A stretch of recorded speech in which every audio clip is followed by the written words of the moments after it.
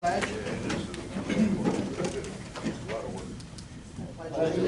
to the flag of the United States of America and to the republic for which it stands, one nation, under God, indivisible, with liberty and justice for all.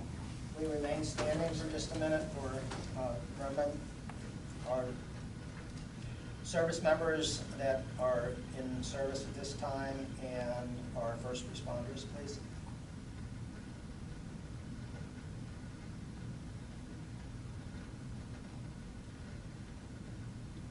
Thank you. I even got choked up on that because my grandson just left Sunday.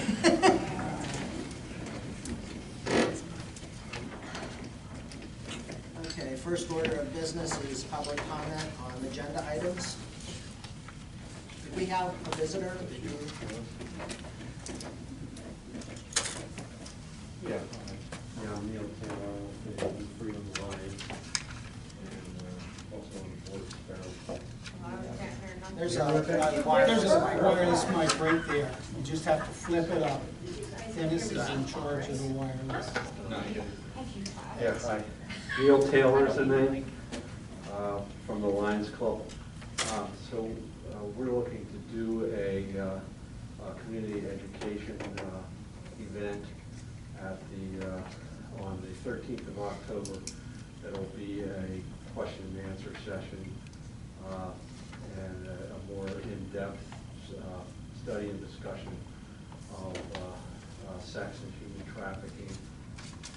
And the New Freedom Lions is sponsoring the event, and we're hoping that we could possibly get a waiver of the fee for the use of the community center for that day, the October 13th.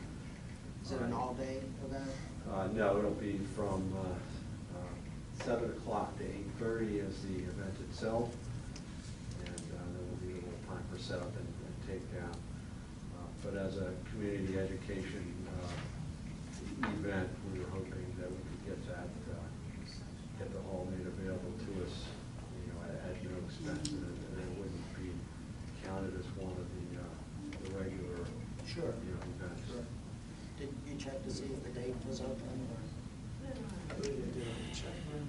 Okay. Now, quick question, sidebar. Under the new agenda thing, can we vote on it? I know it doesn't take place If till a August. resident brings it up in a meeting, after the agenda is set, yes, you can act on it. Oh, okay. That is one of the exceptions. 'Cause That's not until you August obviously know. 29th, but I just was just more of a curiosity thing. We were allowed to do that. Yeah, it's actually on the calendar. Oh, okay. And it was under new business for, Okay. Yeah. under action item D. Right. Can we just, can I ask for a motion now, or do I have to wait until it comes up? Okay. Entertain a motion to give the Lions Club, the community center, from 7 to close on 13 October. And I would, motion should probably include waiving the fee. The community. Burnell second. Our mics aren't on the key. Oh, I'm sorry.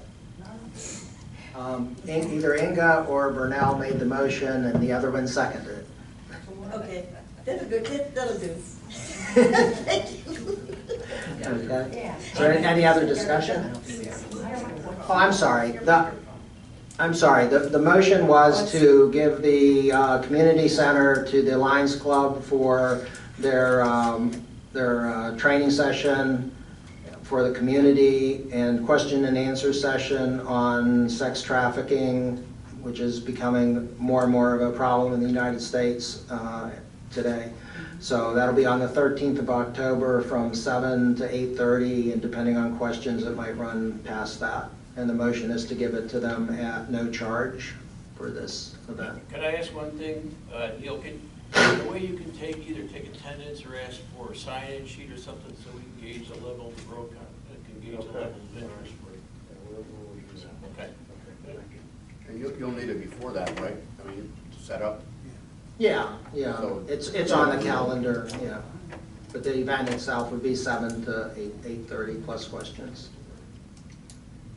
So that's the motion. All in favor? Or is there any other discussion? All in favor? Aye. Opposed? My vote is aye. Well, thank you very much. You're welcome. It's very, very good, timely topic. Yes.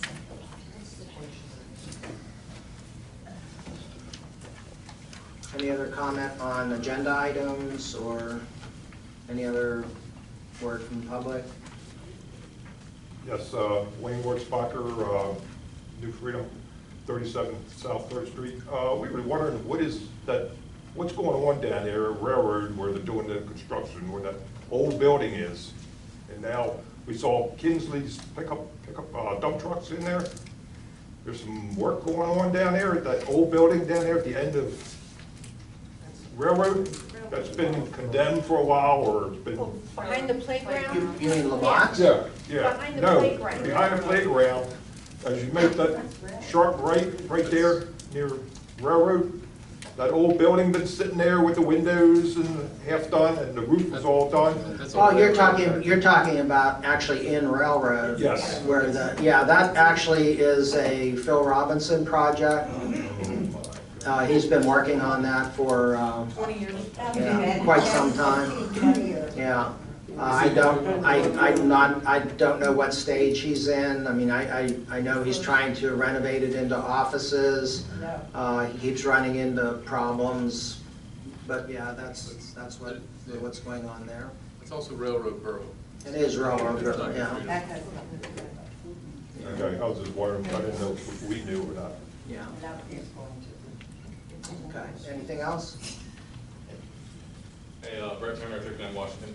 I saw on the agenda the sale of the land on Pleasant for consideration. Just curious if there's been any consideration for community projects or anything there as well. So, Pleasant.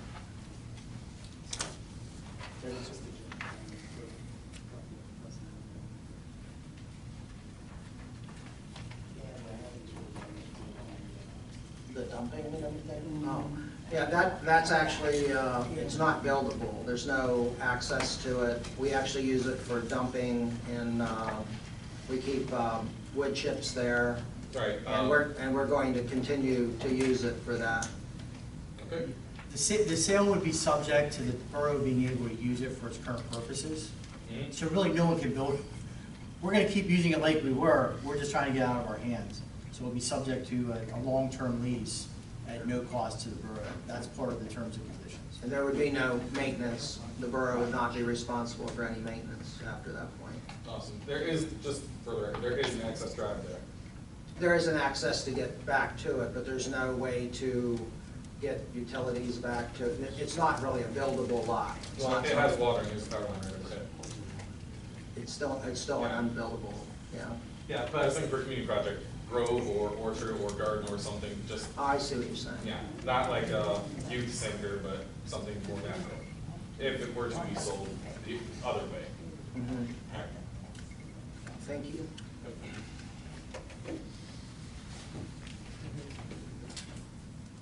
Okay. Next item up is approval of minutes for the council meeting last held July.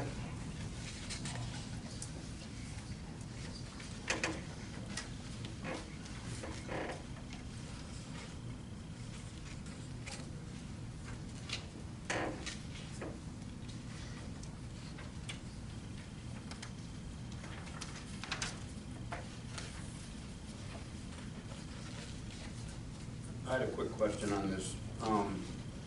I asked about a community-wide yard sale thing, and it says here we're gonna discuss it at a select date during the meeting in August. It's not on the agenda, but can we still talk about it? Yeah, the answer is yes, because the new law You think doesn't take that's effect until August 29th. But For what it's worth, just because it's not on the agenda, just because something's not on the agenda, you can still make a motion to amend the agenda at the beginning of the meeting and add something. So even though it's kind of, they want to get the information out there, there are three or four exceptions that allow you to put something on the agenda. So just, But It's it not a has to hard be and fast something stop. small, right? It can't be like we couldn't make a motion to rebuild this building. Right, I Or mean, go out for bid on a road project. right, it's de minimis, but there's emergency, there's some different things that allow you to add stuff. So I think this is probably there's no cost to the borough, I mean, it's Right. things like that, it's no cost, basically de minimis issues, so.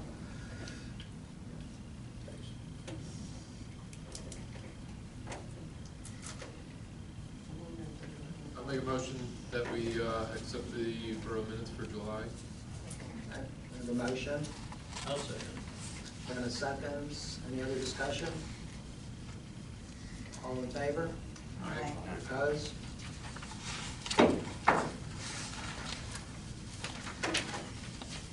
Treasurer's report?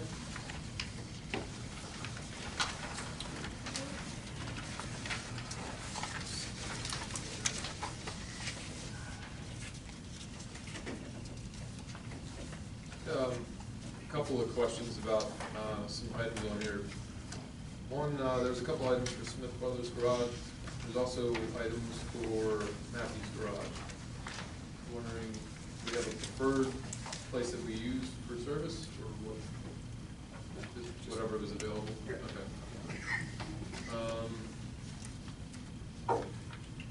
Henry's Lock and Key, is that for the key fob door? I was just rekeying here. Just to get for the rekeying? everything under one and eliminate any outstanding keys. Okay. And I think my last question, PSI pumping, is that for the gas pump outside the building here? No, PSI, that related to work at the treatment plant. Okay. That's actually the new, part of the new dewatering. I have a question pertaining to the Rose Fire Company fire tax. How does that relate to what was in the original budget? I didn't get a chance to look at that. Is that amount, I think, is lower than what we had budgeted? Is that correct? For 2021? Well, Or is this 2020s? correct. If you're talking about the allocation of the fire tax, yeah, you're looking at what was collected in 2020, final number minus any expenses. So for fuel, for health insurance, and that's the balance of that payment that's due, or was paid to them.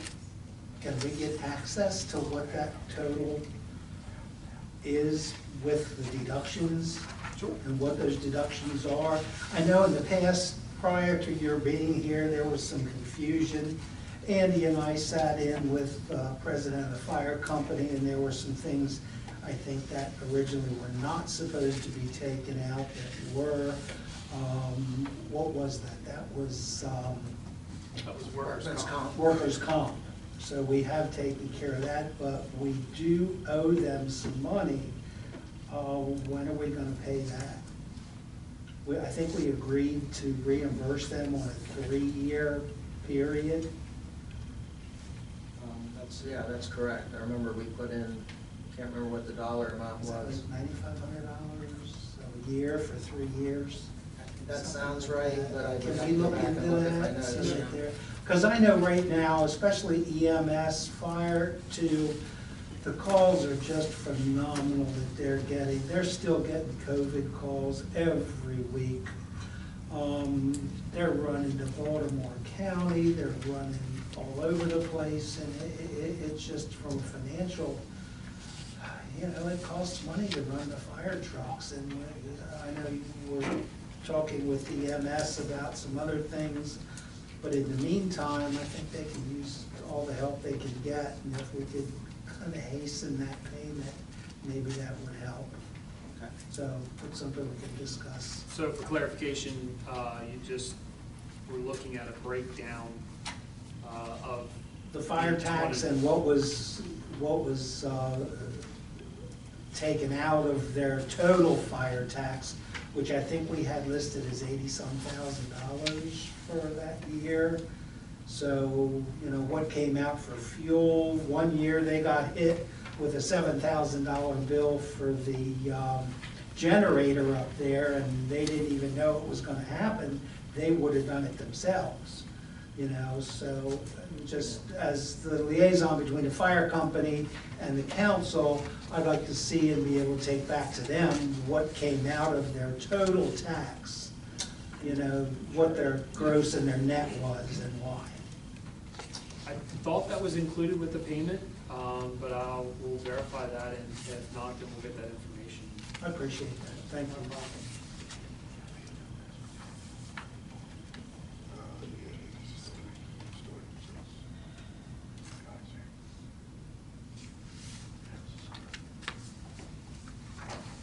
Any other questions on the treasurer's report? Make a motion to approve the report. I have a second by Brunel. Any other discussion? All in favor? Opposed? My vote is aye.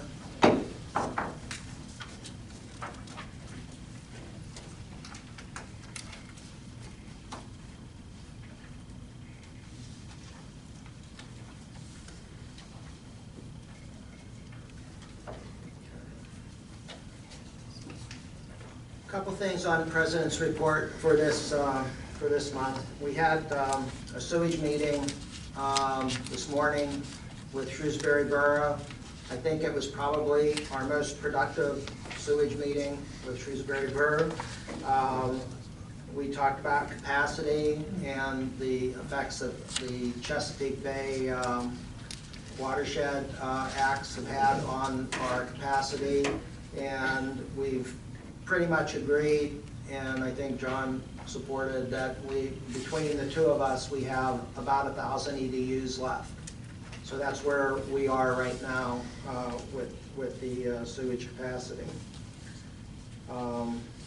We are going to have a meeting. We're going to schedule a meeting in September to meet with Hopewell and Shrewsbury Township, and that meeting will be to see what they need, because we currently have enough for New Freedom Borough. Shrewsbury feels that they have enough to build out Shrewsbury Borough, so we need to see what the other municipalities need since we're the server for that. We also received a text amendment. It was a copy that was sent to York County Planning. This text amendment was Phil Robinson's way of coming back in.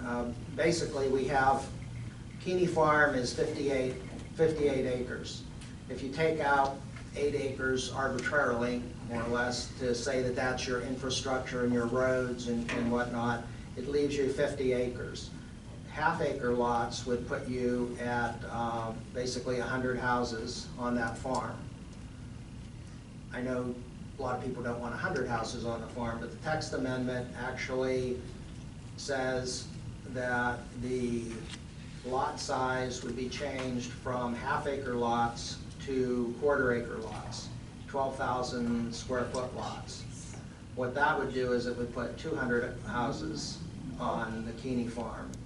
The basis of the text amendment is the fact that Freedom Hills is 12,000 acre or 12,000 square foot lots, and I believe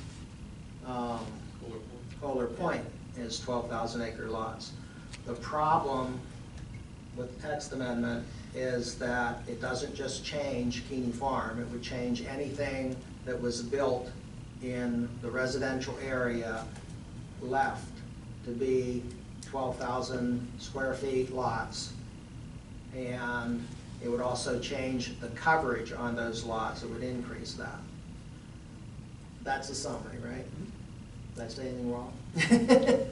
Okay, so now the process for this, so you know, is that this will go to York County Planning, it will come back to our planning, and then council will make a decision, and as the way I understand it, is we have to decide if we're going to hear it.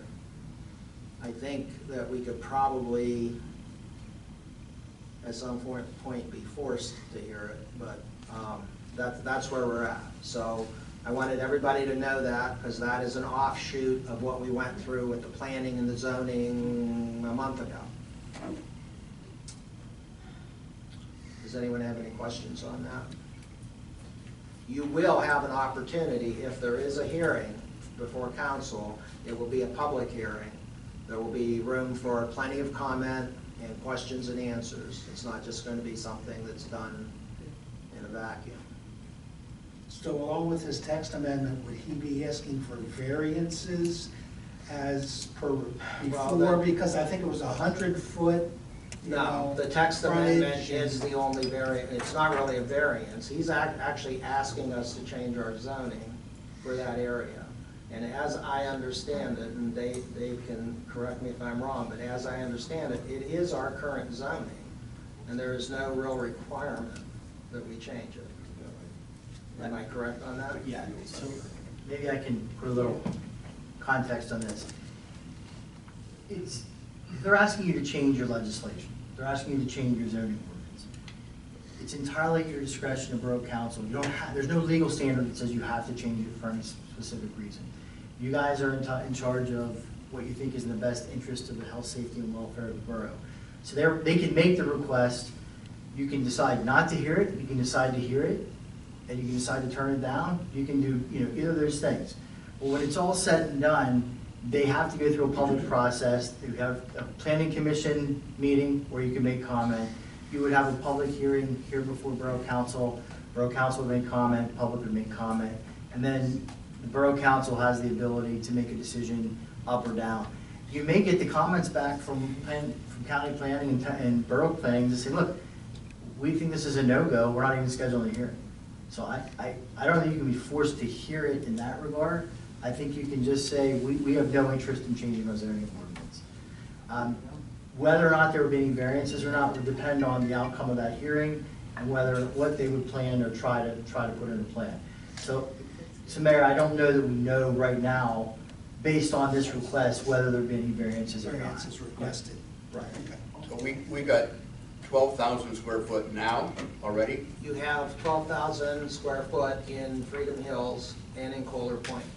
But in the ordinance? You have we have 12,000 half-acre lots. Yeah, there was a cluster development bonus. If you did certain things, you could get a smaller lot because you were doing cluster developments. It's not wholesale. It's not every single residential lot can be 12,000 square feet. There's some other hoops you have to jump through to get to that cluster development, to get that, it's a density bonus is essentially what it is.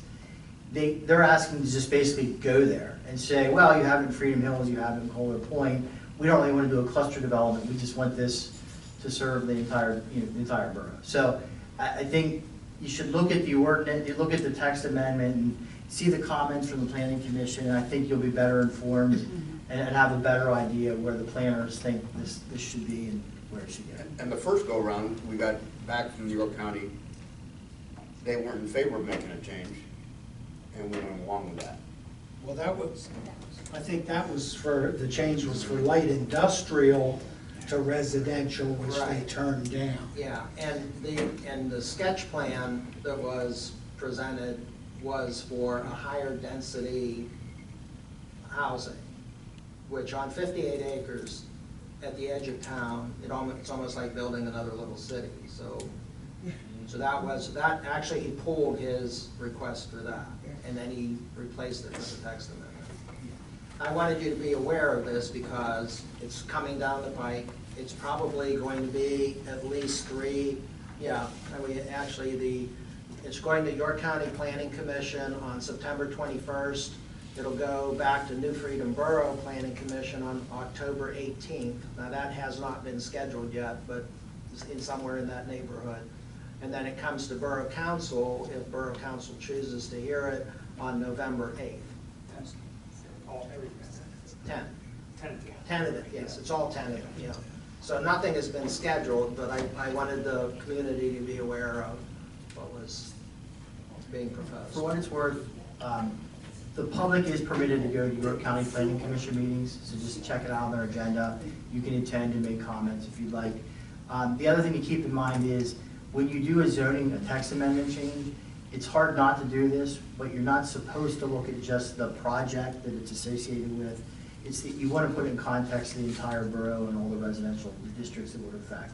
So in the bigger picture, while it may or may not make sense for just the project, it really probably doesn't make sense for the entire borough. So that's the kind of context you have to put it in, and I'll remind you of that if we have to. And something else that's a little bit interesting too, I would be allowed to cover my lot more under this text amendment because the percent of coverage on my lot would go up. It would affect the whole borough, any residential. So we need to look at it carefully. So if somebody had enough property there, they could basically divide that lot into two? Oh, yeah, if you had a lot And that then was. put grandma on the other lot, or just build a rental You on could, the other well, lot? yeah, you could actually, if you had, that's actually, Heritage Farms has double lots, and they were not allowed to divide them for so many years, but now people are dividing their 2-acre lots off. So yes, that can happen.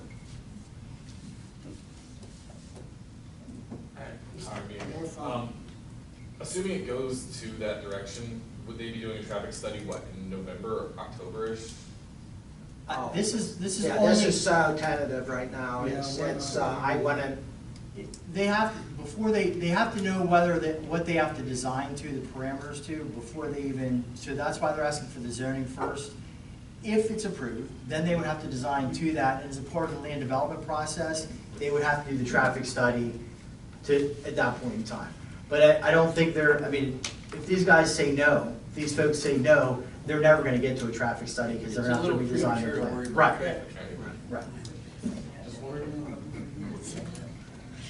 Erica Rarick from Freedom. Could I get the date again? September, York will hear it when? 21st.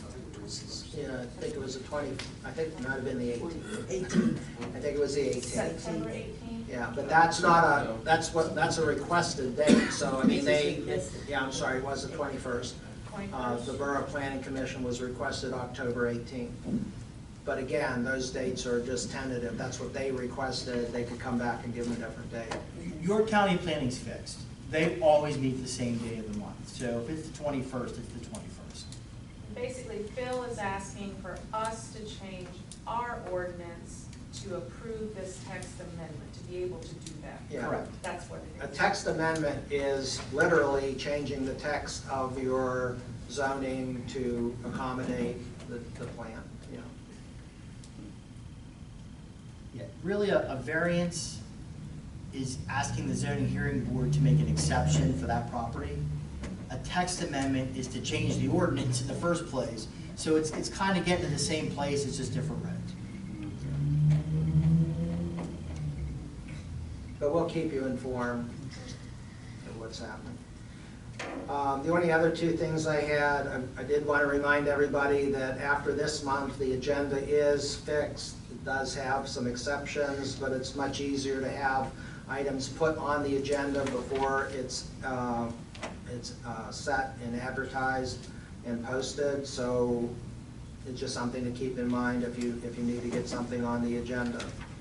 I also wanted to mention, we're trying to put Robert's rules into effect a little bit more. We're trying to follow 710, which is the sunshine rules. So we're going, once we start discussing a motion, we're going to let council members speak. Everybody gets to speak twice about an issue.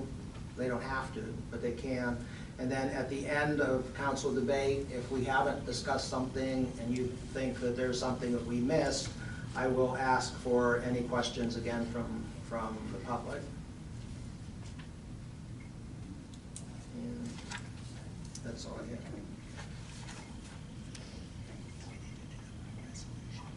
No, it's just Robert's rules. Yeah, but we never adopted Robert's rules based on. Yeah, it's by precedent. Yeah, it's by precedent. We've always done Robert's rules. Okay. I think we're okay. Okay. Okay, Mr. Mayor's report. I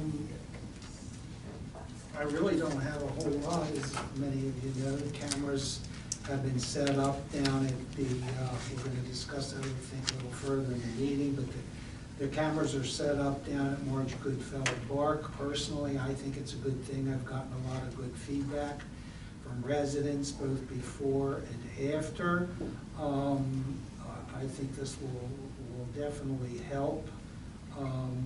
Some people that were having some problems that had some complaints about harassment, I think it'll keep, especially even during the winter, we're asking folks to park down there when we have snow emergency.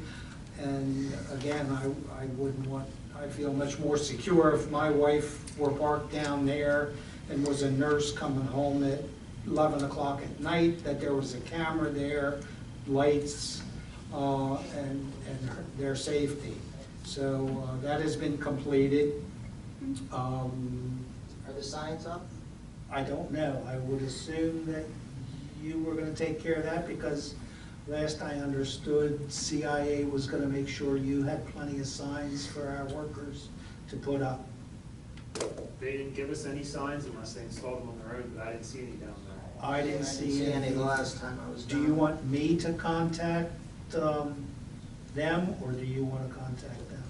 I can take care of that. I know you have his contact information. No, he promised that he would give us all the signage that we needed, and that I know is very important, that we let people know that they are under 24-hour surveillance down there, you know, even from a legal standpoint. Right. No, as far as I know, everything's been going pretty good. I mean, I may interject when Donna does her police report. So Donna, if you'd like to go ahead and do the police report, I would appreciate it. Officer Gabriel Romola was sworn in officially at Wednesday's meeting. The chief said his field training is going well. Regarding Bruce's question about the police commission meeting minutes not being on the website, the chief said that occurred when they switched to Crime Watch. They changed the website, so Sergeant Smuck is going to meet with Stacy Gallegos, who is our recording secretary, to correct this, but she is a little busy, so it might take a while. He notified us of a couple incidents. In July, officers were notified of a stolen vehicle that was traveling from Red Lion heading towards Stewartstown. Southern Regional officers located the vehicle and stopped it and made an arrest. And the suspect, who was involved in the Rite Aid pharmacy in Shrewsbury a while back, was arrested in Baltimore on July 19th after a joint investigation with the FBI. The suspect was indicted by the FBI for robberies that occurred throughout Pennsylvania, Maryland, Delaware, and New Jersey. The Pennsylvania School Resources Officer State Convention was held in Hershey. Officer Hansen won the Model School Resource Officer Award. It was presented to him by a senator from Montgomery County. Southern School District had nominated him for the award.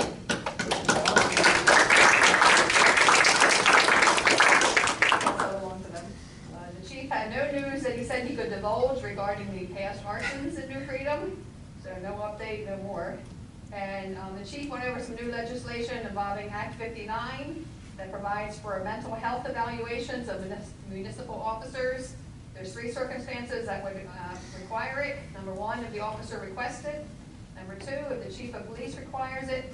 And lastly, if the officer is involved in a lethal force incident. And we also discussed the amendment to the Sunshine Act as far as the agendas that we have for our meetings. Mayor, that's pretty much all I had. Okay, Can I kick in one quick thing? absolutely.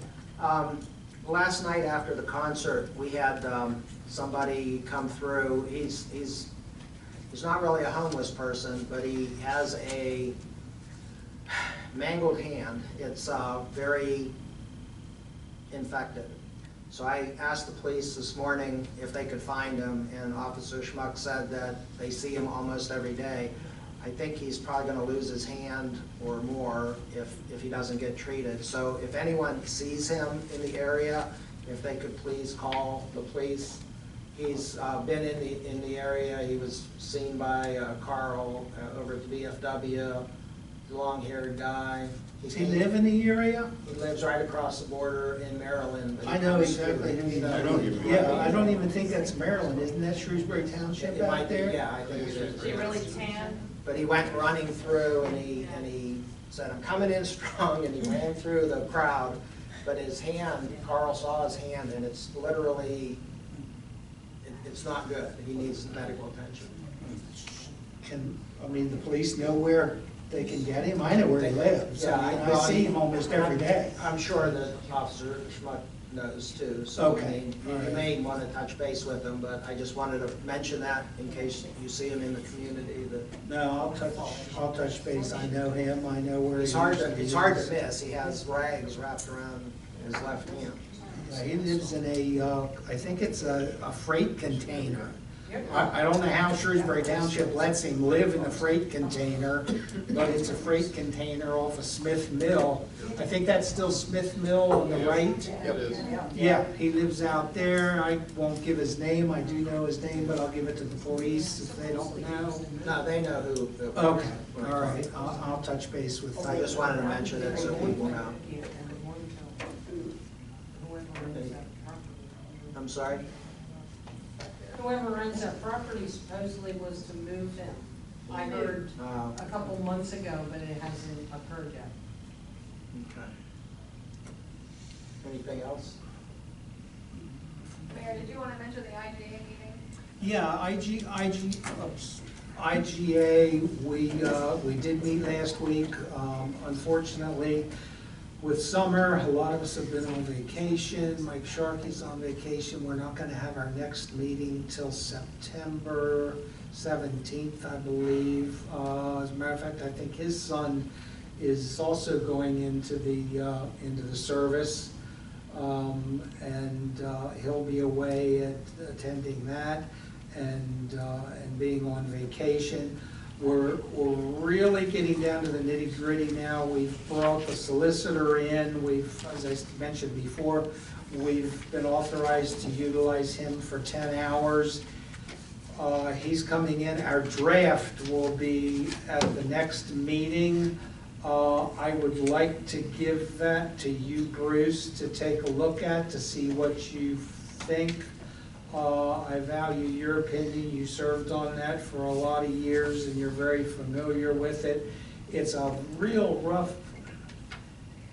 If a municipality wants to withdraw from Southern Regional Police, we're not going to say we want to make it more difficult or almost impossible, but we don't really want to make it easy on everybody else or make it hard on everybody else. It's what we don't want to do at this point, okay? What we're looking at is no assets will be distributed to any municipality that withdraws from Southern Regional. Before, I think what we were gonna do was we had to bring auditors in, we had to audit all of the equipment, the guns, the vests, give them a dollar figure, and that went back to that municipality. We're not doing that. You get out, you're out, you get nothing, and all you do is pay for your long-term obligations. We're in the middle of discussing how many years that should be. It definitely at this point won't be indefinite. Okay, it'll probably be 5 years. It's very hard because a lot of the long-term obligations have to do with retirement. And that retirement changes every 2 years. Who's the organization that? PRMS is in charge of our retirement program, but they only do an audit every 2 years. So we're trying to ask them if there's a possibility that somebody leaves, can we get a figure, and that figure would change every 2 years, or if we could get them to give us an update on a yearly basis. Just for that, we would appreciate it. But we're also looking at the probability of being able to have associate members in addition. They would pay a premium to be an associate member, so it really might not be, say, to somebody's advantage to drop out as a member community and go to an associate community, because they'd be paying 10% more if that's the figure we come up with. Right now, it looks like it'll be a 10% premium. Also, we discussed the fact that school districts would not be allowed to be involved in that. They really aren't a municipality, so they won't be able to be involved in that. We're looking at associate memberships to try to get maybe some other municipalities interested in Southern Regional, because the more we have, just like Winterstown, we lost Winterstown. It'd be nice if we could get Winterstown. We lost $44,000. No, that wasn't a full officer, but that paid for a third of an officer for a year. If we could get other municipalities, I don't know, maybe we can get Shrewsbury Township to say, okay, this area, and this area, if you're interested, they'd have to bring it up on referendum. If you're interested, we're willing to let you go ahead and join Southern Regional.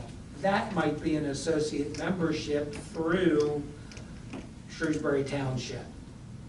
Okay, so we're doing our rough draft now. We plan on having it. We'll more than likely present that to councils October, November, and hopefully we'll get approval and be able to get a final. Anybody have any questions on that? Bruce, do you have anything? No, so you're expecting that to be released after your next IGA meeting? We are hoping to, yes. Once the solicitor verifies it and goes over it, we'll go over it with Chief, get his opinion. I would like to get your opinion on our draft, and then hopefully we'll have a final and release that to each council. Well, sure. I'm going to look at it for you. I mean, even if you want to send it ahead of time, ahead of your meeting in September, give you Very good. Food for thought. Feel free to. I'd be happy to do that, because I appreciate your knowledge on the subject and your past dedication and work on that. I know it's been a long time coming. Sure. Okay, thank you. Did you say that if a member municipality withdraws, their long-term obligation is restricted to 5 years? That's what you're... That is one of the things that we are looking at. I'm not saying there are 4 of us, so it's kind of majority rules, you know, when it comes to that. Personally, I think it should be more than 5 years, and that could change.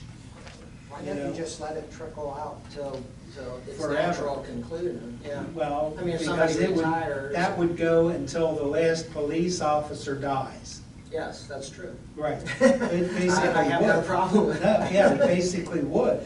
And if you have an opinion on that as a council, I would be very happy to take that back to IGA and say, look, our council is not happy with a limited number of years, especially a 5-year term. They feel that it should be drawn out longer than that. Well, I mean, if an office, I mean, sincerely, an officer could retire at the age of, with 20 years, at the age of 40, and he could have a pension obligation that goes out to 70 or 80. Well, the thing that we looked into too with Gail, the accountant, once an officer retires, PMRS, I believe, buys an annuity for that officer.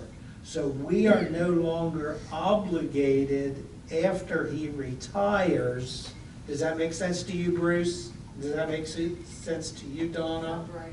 I mean, you've been in the police Yeah, department. they talked about the annuities. Yeah, and that was something that we weren't aware of, that an annuity is purchased to pay for that officer's sense. retirement.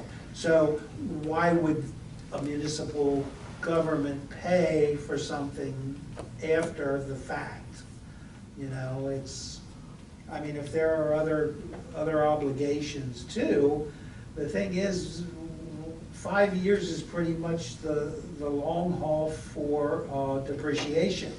on items too, so. But not on personnel. Not on personnel. An officer could have 10 years service in.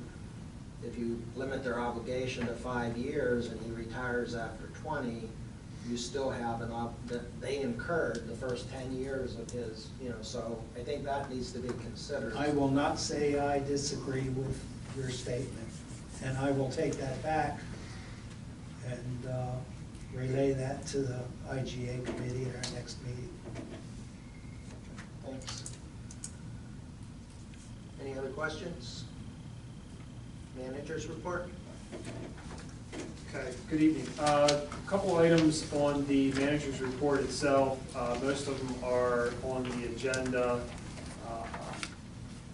One thing I did want to note, the DCNR grant, we have received the contract back from DCNR, so at this point we'll be able to move forward with getting with Shrewsbury Township to look at hiring a recreation consultant to complete that study. As far as the public works renovation, that's on the agenda for later on. The slider tank replacement, we have met with the engineer to discuss their work to date. Again, that's basically anticipated to occur bidding over the winter months, upcoming winter months, and then going to construction late winter, early spring. And what will happen there is that'll actually be complete demolition of that tank in its place, and then reconstruction of the new tank just a couple hundred feet away. I won't go through everything else. Like I said, a couple of other items are on the agenda. Unless anybody has any questions.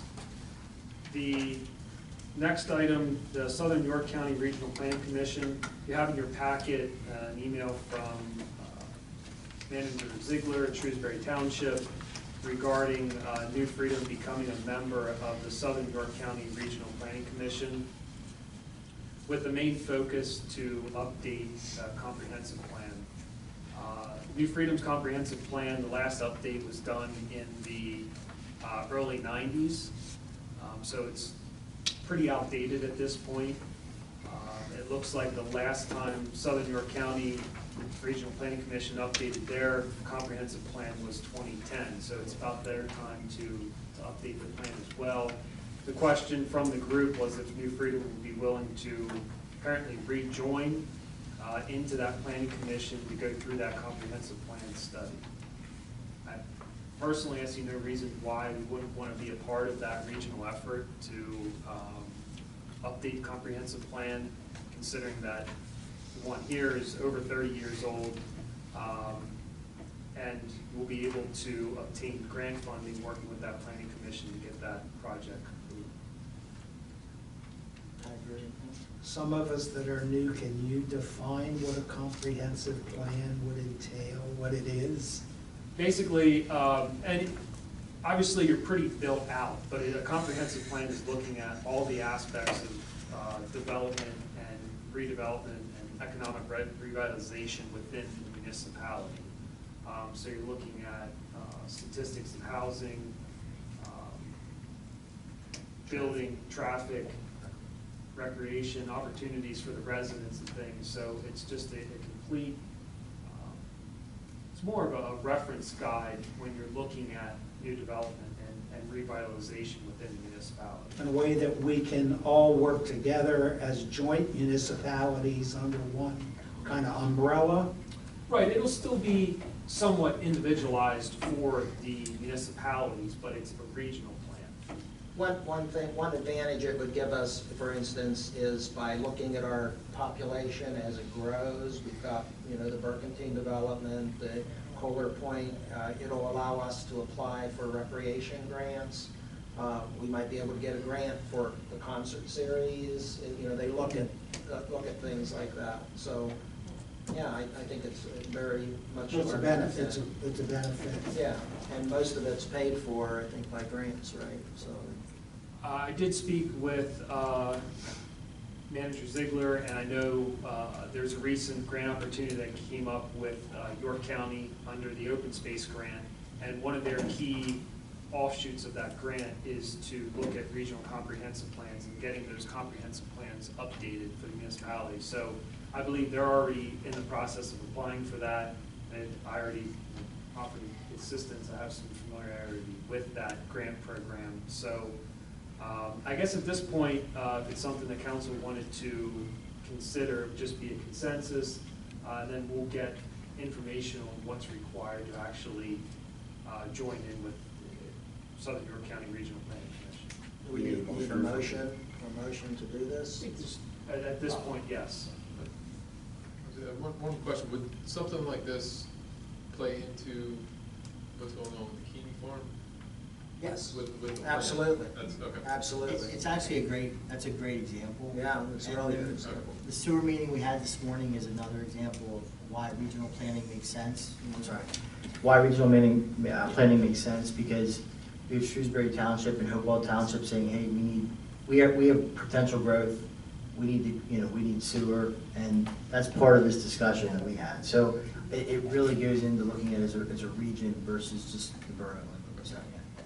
Yeah, and it's even, it is an excellent example, because we're gonna need somewhere in the neighborhood of $5 to $10 million if we upgrade this, the sewage treatment plant. And this would feed right into that. We could go to the government and say, Shrewsbury Township, Hopewell Township wants to expand the plant in order for them to grow. So that is the exact document you need to hand them to show them that why we need the money. Yeah. And it could be grants, and it could be things like that. The last question is, if there is no grant money available, then what would the potential cost be? Yeah, and that's some of the more information that I can get at that point, but you're still looking at a cost sharing option here, where if you're doing it on your own,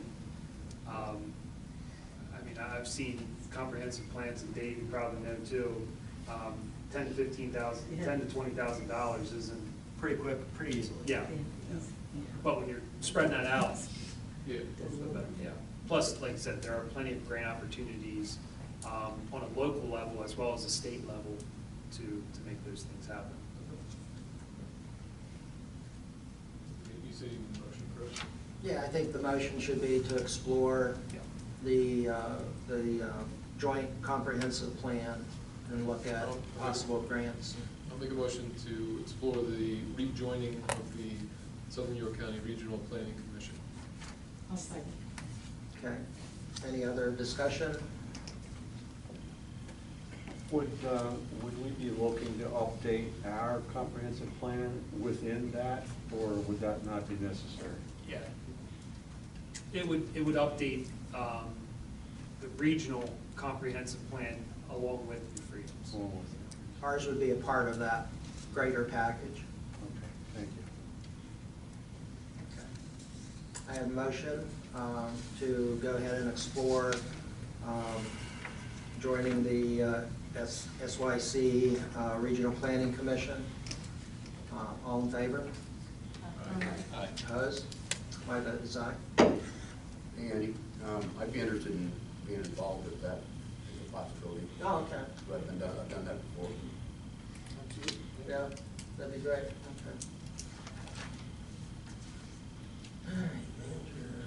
All right, solicitor. Well, I don't really have too much, other than I haven't met all of you. I am Dave Jones. I've been kind of fixing to take over here. Steve Havis is now our firm managing partner. He has some other duties. I am the chair of our municipal group. I've been practicing municipal law for 21 years.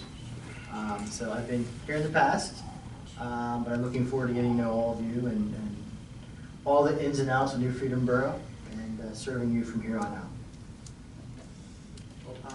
I think, just to close the loop on that, I think we probably should have a motion for an appointment. I think Steve Havis was appointed by name in the last, in our 2-year reorg. Davey has come with us for sewage meetings. He's intimate with the borough's history, and He also has Steve's phone number if he has any questions. So I think he's a really good choice. I'll make a motion that we appoint Dave Jones to the Okay, a motion, and a second. Any other discussion?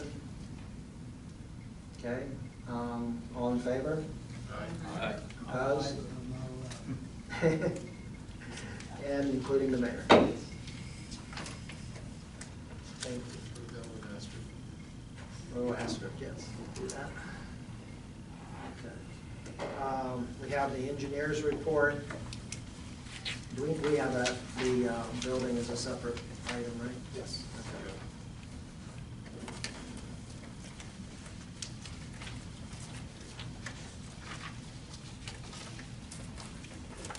I have a question about number 3, B.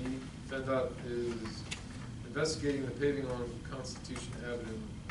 They may be performing a profile test. What exactly is involved? Do they bring some kind of machine down?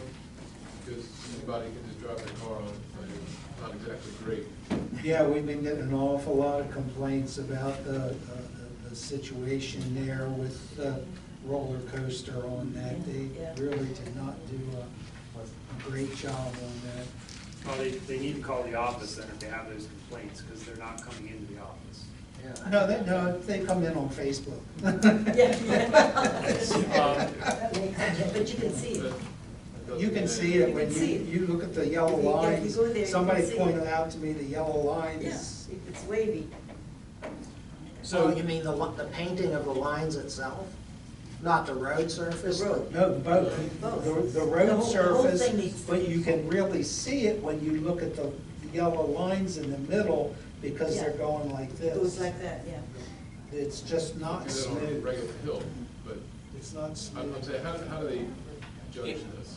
Yeah, Andrew, would you just explain this better? Yeah, so if PennDOT does a profile test, they actually have vehicles with sensors on that they drive the roadway and measure variances in the road itself. That is not going to happen in this case. And one of the main reasons it's not going to happen is because PennDOT doesn't have any money into this project. They basically have told us that if the road meets the specifications outlined in the borough spec manual that went out to the contractor, that, there's really nothing that they're going to follow up with. So Does it meet the specs? the biggest thing that could possibly be a question is, the specification is a smoothness test. And that's a 10-foot straight edge, and there should be no more than 1/4 inch variances over that 10-foot straight edge, perpendicular and parallel to the roadway surface. But what that means is you're going to send someone out there to take measurements every 10 feet with a 10-foot straight edge and look for variances in the road. 1/4 inch doesn't sound like a lot, but we really don't think that you're going to be able to hit any of those numbers. So they used the right material. They met the specification as far as travel lane width, paving width, as far as having any cold joints in there. They were all hot joints. In the grand scheme of things, they did meet the specification of the contract, and I'm not sure if you want to add anything to that, but unfortunately, If they- No. Is this going to cause any kind of long-term problems, or is it just, I ride my trike across that road, I have no I've not noticed anything. It's a rideability issue. I don't think it affects long-term performance of the pavement along with. So it's not gonna wear out any quicker? I It's don't, not- I don't think so. But it is a rideability issue, and all I can say is pick the hill you want to die on, because if you want to fight it, you end up in court, and if you want to do that, okay, Yeah, I don't- that's the I hill you don't know want to if die it's on. that bad, but is there something that we can look at in the future for other projects to tighten the tolerances or specifications? yeah, what it really came down to was the size of the paver that was used, and the inability for the contractor to keep a steady flow into that paver. Stopping and starting. So every time you feel those bumps, that's the dump truck backing up, hitting the paver, maybe bumping it back a little bit, and you get that every time. Where if you have a larger paver, it's actually pushing the dump truck, and you get those, you're not getting all those bumps. So can the borough dictate the size of machinery that's used? Yes. Yeah, we can have a little bit more say, and we already had this discussion with Bucard about modifying those in the future. PennDOT was on site during some of the paving with an inspector. So. Yeah, I'm sure that if you go to court, that's going to come up. Right, and really the only way to fix, and I'm sure everybody would love this, is to re-mill the entire roadway. And relay it. And like you said, now you're ending up in court because you have to prove that that road was deficient. Or far enough out of spec. Or far enough out of spec, and I do not believe, and the engineers don't believe that you'll be able to do that. But with a lot of traffic, there's not gonna be any change? It's not gonna affect the road, let's say heavy duty traffic, like growing here? No. No, it's not gonna change at all. Hypothetically, what is, I know it doesn't have a warranty, but how long would we have to challenge that before they could say so many thousands of vehicles have ridden over it and they've damaged it? Typically it's 1 year. Typically it's 1 year since you can't. Well, if it's not going to cause any erosion or damage to the road surface, I mean, it's still going to last as long. It's almost a prettiness factor, I guess. Yeah, no, I agree. I'm just trying Yeah, to. no, I know what you're saying. I just didn't really even realize it. Of course, I walk crooked anyways. That's because we drive Lincolns and get good suspension. Ah, I see.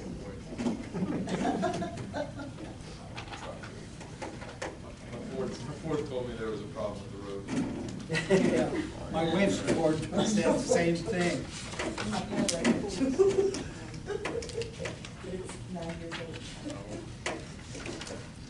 Anything else on this?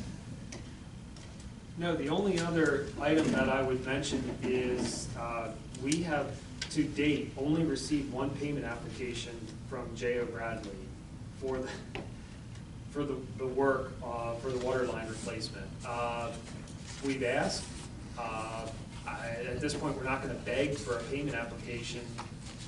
They are pretty much substantially complete, but until we receive it and it's evaluated at this point, obviously it would be until September until council would be able to review the next payment application. How long have they actually been done and after it's been tested, accepted, you know, by our report says they're done? I mean, how long has it been sitting there?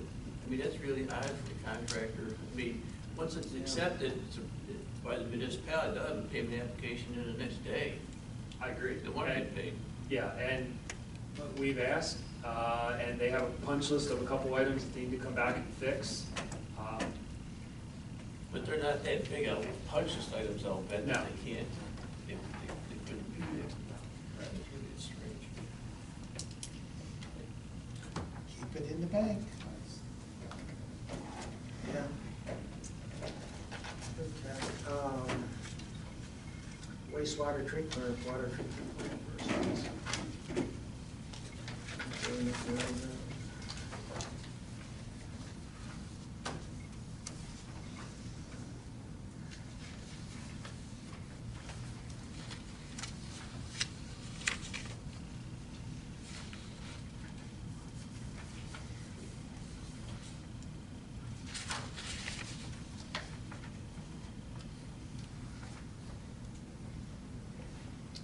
Any questions? Wastewater?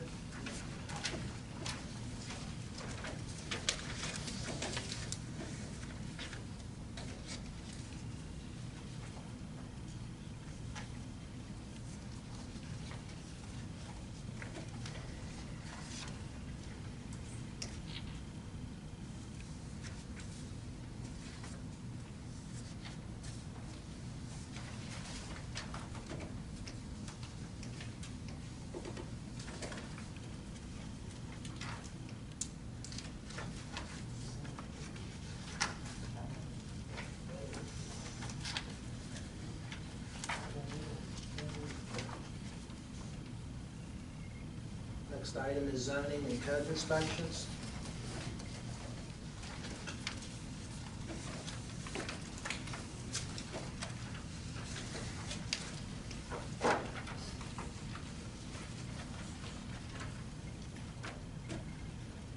Andrew, we, I don't know how to put that, we rent out Wade to Stewartstown, correct? I know how Tanya would put it. Oh, yeah. Do we record, if he issues permits, who gets the money for the permits? Stewartstown, and then they pay us for his time? Correct. Okay, all right, that answers that question. Wade actually is one of the, he's actually self-funding. His Yeah. entire position is paid by the work he does elsewhere.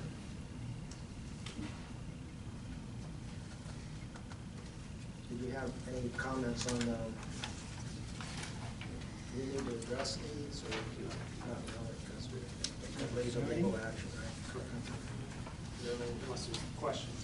No, I don't have questions. Nothing's, Are nothing we still in specifically. zoning, or? Yeah. I'm glad to see, well, I'm not glad to see, but I'm glad that a lot of the same properties that have been noted are Right. continuing to be noted and dealt with. And we are taking legal action on Correct. the properties that have been in violation for a long time. So Yeah. we're making progress, I think. Yeah, I think that was great, thank you. And we still need a panel, right? Which is later in the meeting, I think. No, that's No, for that's- zoning. No, that's For the zoning. other one. Yeah. But we still need from the public panel, I think it's 3, for the property maintenance or code enforcement. It's the appeals process. So if someone is in violation of the property maintenance code, they have a place to go to appeal. So that is something that we need, if anyone's interested in that. Bruce, wake up, we're talking to you. I was afraid you were. Okay. Okay, the land development, we already pretty much covered.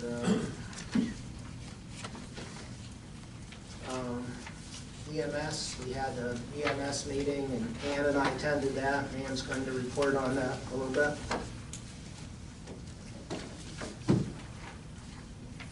Basically, we met with Rose and Glen Rock EMS, and they were requesting that all of the municipalities that were in attendance consider them and their needs during our budgeting process.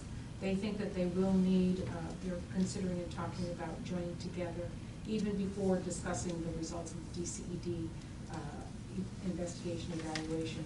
But if they join together, they feel that their budget on an annual basis will be $1 million to $1.25 million, which they're looking to us and the other municipalities to fund.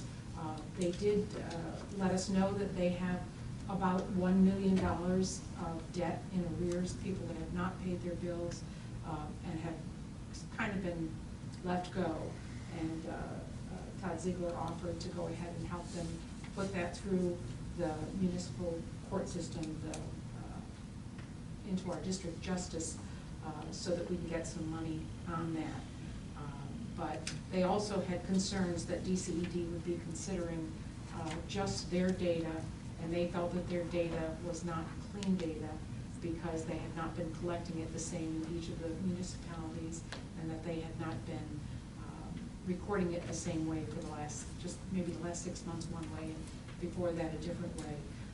But we also knew that DCED was going to review everything that they got from county control, so that would kind of balance out what might not be clean data from the different EMSs. Good. I was just going to say, probably the most serious situation we have right now is in Glen Rock with the EMS. Ed Bailey has a medical condition that makes it, he was kind of doing about 1/3 of their hours for EMS, and he can't run anymore. So, and there's a couple other people that can't run anymore. So basically, anything that falls out of Glen Rock has to be picked up by Rose. So. And the other problem, looking down the road, 1 or 2 years, Mayor Trout is planning on retiring, and I think he is their other EMS person. So they're pretty much sharing hours, and they're already paying, is it UPMC? They have It is now. I UPMC think coming it's- in yeah. part-time, what is it, so many hours? It's about half-time. Yeah, about half-time, and I mean, it's a tremendous amount of money that they have to pay. We're fortunate we have a paid unit, and we're very fortunate that they haven't burned themselves out, because last year was a real bear. Every time they went out, they put their lives on the line with COVID. That was before vaccines came out.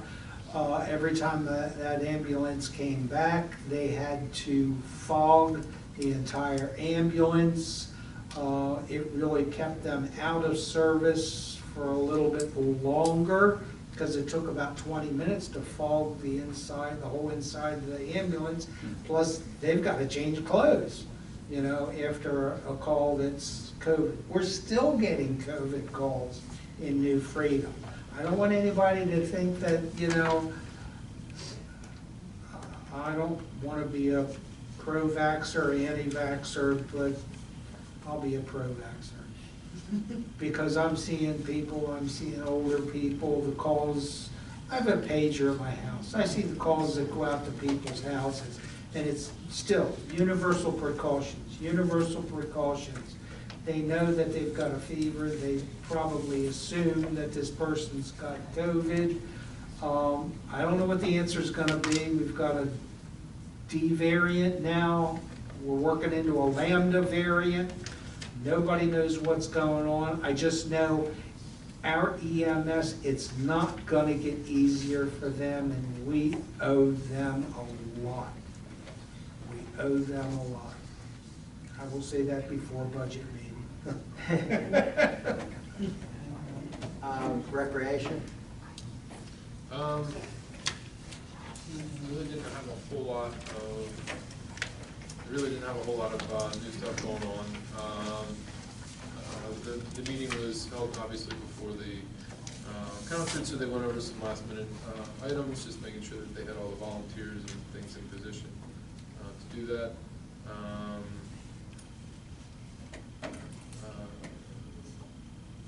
They talked about the future concerts. What's the date for the next one? 3 weeks from, it's August 29th, I believe. 29th, okay. So that's coming up. That's gonna be bluegrass, it'll be Triangle and Southern Skies. Okay. Excellent. Just a parade wrap up, they talked about tennis. The second session for the adult program is starting on July 30th, and it will run until September 4th. We have approximately 11 participants. They did have a pickleball meeting the other day, trying to get the pickleball program going back again. That was done by Rick Garvey.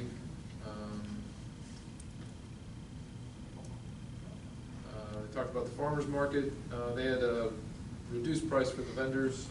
They think that really helped get some of the vendors and some new vendors to come back in.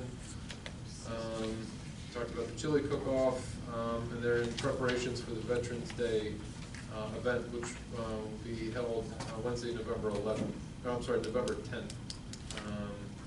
They're going to start advertising and soliciting for the donations, working off lists that they've had and used in the past. They did want to thank the borough for approving and installing the cameras at the park. There was no report under the under the children. They are going to look into doing another team dance in 2022. And just another note for the budget that there was a decrease mainly due to COVID and programs being shut down. So, Can I make a statement about pickleball? I know you couldn't make that meeting. I was there along with Mary Ann Michaels and Rick Garvey.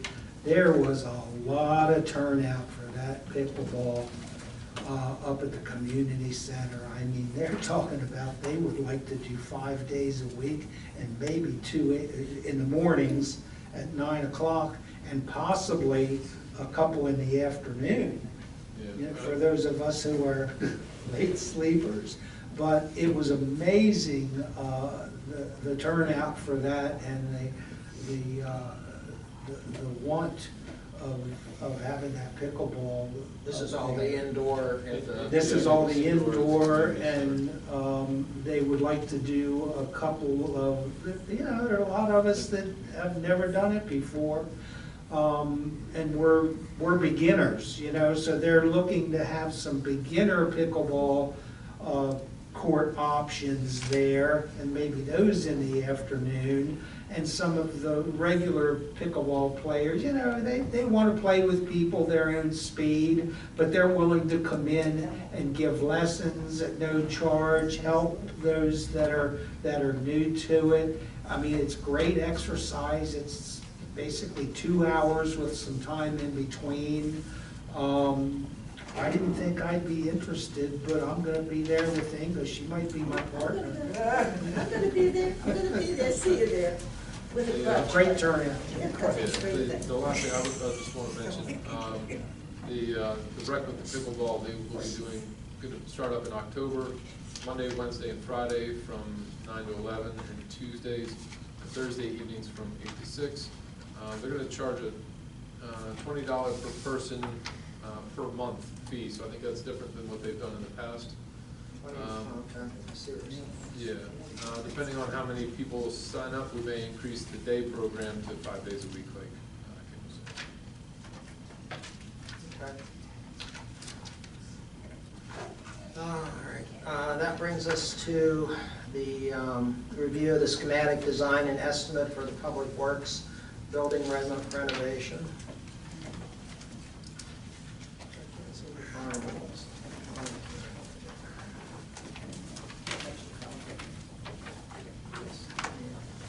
Can we print these bigger next time? No, I'm not sure you, yeah, you don't really need, you can look at the plans if you want, but really it's, everything is in the clarifications and exclusions. Yeah, they were sized 8.5 by 11, so you got a bonus. Yeah, I know. But you have in front of you the design, schematic design and budget estimate for the Public Works renovation prepared by Warehouse. Those services were authorized a couple months ago by council looking at the renovation project for the Public Works building. And that project includes a couple different components. Obviously, a much-needed roof replacement on the oldest section of the building, more towards High Street, and as well as basically rebuilding that roof structure from the deck up. There's also an issue with the slope of that roof, so this would change the pitch of that roof away from the newer section. Right now, the older section falls into the building. Newer section kind of goes into a trough. That's creating actually water coming down the wall inside of the building. So this would be to change the pitch of the roof back and slope it away. That is shown on one of the drawings in your packet tonight. Again, rebuilding that from the decking to the insulation to the actual roof itself.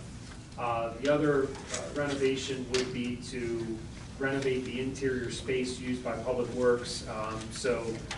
Getting away from a tiny closet of a bathroom to actually a full code compliant bathroom facility, as well as a wash sink, and then putting quarters for them basically to stay in if needed during times of emergency, times of extended snowstorms and other storms. Making all of those rooms obviously code compliant. We talked in a previous meeting about using funds towards the ventilation. That was one of the American Rescue Plan Act is taking your existing buildings and improving overall ventilation. And that money was allocated as part of that and as part of this project. Remember the dollar amount on that? The amount that was, again, those were preliminary numbers, but what was allocated towards that was $50,000. So when you're looking at these estimates, guess, remember that you previously authorized $50,000 to go specifically towards ventilation in those rooms. And then the other component, again, is making everything code compliant that is not a DIS. So that includes properly marking exits, making sure that the buildings are accessible if needed, improving lighting in the building, bathrooms, air conditioning. So it really is encompassing a large-scale thing, a large-scale project. And my understanding is speaking with Donnie, is that a few years ago there was a large project looked at, basically rebuilding the whole building. I think that was estimated $1.5–2 million. This is obviously much less, and as Donnie said in a previous meeting a couple months ago, there's no need to rebuild. We just need a couple modifications in order to make the building a little bit more functional, and obviously to fix the roof. Again, looking at what was borrowed a few months ago during the general obligation note, the figure that we had used for this project is about right on par of where this estimate came in. So, just wanted to print everything out. You have I realize that these drawings are a little bit difficult, but this is the largest we can print in-house. And then you have the kind of the clarifications on some of the items in your packet, as well as the estimate. So you kind of have a low figure and a high figure. So anticipated with cost escalation and things. And the engineering was done to ensure too that the building itself was structurally sound, so we're not gonna put a new roof on it and it's gonna fall down. It's gonna last a long time. So I think that's an important note too. We're gonna get a lot of bang for our buck on this one. Looking at the diagram, I'm not seeing where what they called the bunk room was located. Yeah. And is that included in this, or are we gonna be responsible for doing that? No, and actually, I'm just gonna go quick to the second page, which is A101, overall floor plan. Gotcha. Basically, when you're looking at the bunk room, it's noted as a break room. So that'll. Okay, there's enough room in there for Yeah. them to give, how many Yeah. bunks we need, 4? I think they already Well, have. Donnie can get home no matter what, so 3. Yeah, and I mean, I think, just general rollaway cots, just something that they have. Okay, supporting. all right, so it's not a designated bunk room. Correct. Gotcha. Looks good, they certainly deserve it.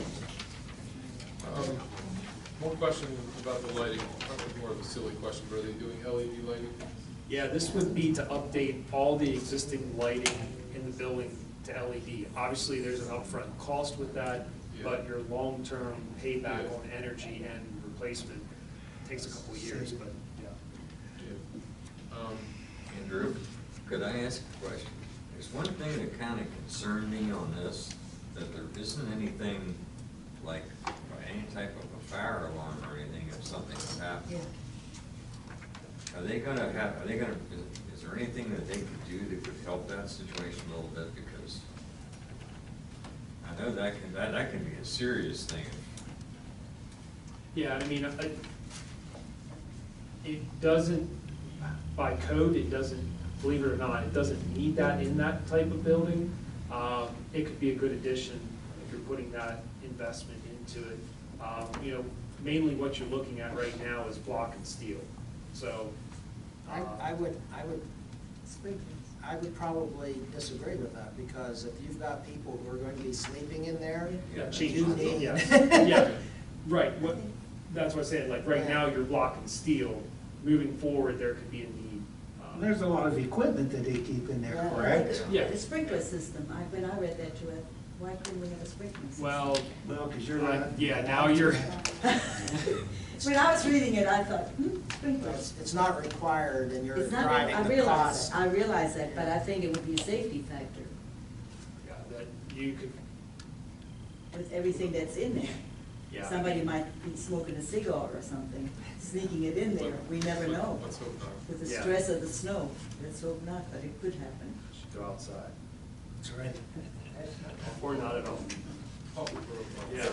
But why wouldn't there, no, wait a minute, I really want to know, why couldn't there be a sprinkler system? I would have to defer to Wade on that one, and I could check with him. He did review the plans preliminary. Really, I don't think it would be required. I think you would probably be shocked, because in order to put a sprinkler system in, you have to run a separate line from the water main. And size of that building, you're probably looking at 4 to 6 inch line coming off the water mains. And until you would sprinkler the whole building with the different types of sprinkler heads that would be needed throughout the building based on heat loads and things, you could probably 100,000, 150,000 probably pretty quick. And if they're gonna stay overnight, they could certainly put a couple of smoke detectors, I think, in the ceilings if you're Yeah, maybe concerned. something like that. If you're concerned about where they're gonna be staying when they're in there. Yeah. They're on their lunch break, they've got a nicer kitchen now, a microwave, you know, Well, if they maybe sleep that would be- overnight. something Make should sure be that there. there's a couple of smoke detectors there that they know, and they could easily get out of that portion of the Yeah. building. Well, I it's can- the smoke. I can take that back to warehouse and speak with them. I'll also speak with Wade about that, get the clarification. I agree. Good, thank you. Andy, the only one question I saw was, in number 13, they're recommending, they have a 5% contingency, but they're recommending you carry an extra contingency. Did they give you a number for that, so the Borough Council knows Yeah. what you might be thinking? Yeah, if you look at their budget estimates, they included a 5% contingency, and then they included a 10% budget escalation. So between the two of them, usually when you're looking at estimates, at this point, you're looking at 15 to 20% overall contingency. So Well, that number 13 are contingency for stove changes. I mean, if you decide to put a wet bar in or something. You know, they're carrying the 5, they have the 5%, but they're saying you should carry extra contingency too. For scope. The 10% makes, Yeah. 10%, that puts a number on it. It's the high end. the high end. Yeah. So what do you need? I think we need a motion to go out for bid. Is that what we're looking for? Right now, the next steps would be to authorize warehouse to prepare the construction document phase services, and then to move forward with permitting, bidding, and contract administration. So that would be, if everything looks good so far, that would be the motion that would need to be made in order to keep the project moving forward. Again, always knowing that if you do prepare all this and you do go out to bid and it's $400,000 more, you don't have to accept that bid. But I think we had this discussion when you were looking at not getting too far into the project before actually knowing what it was going to cost. So I think it's encouraging too that the engineering numbers came back at what we anticipated, Yeah, yeah, $700,000 which is good. we anticipated. And Dennis, you think that we really need to make sure this roof is done before winter?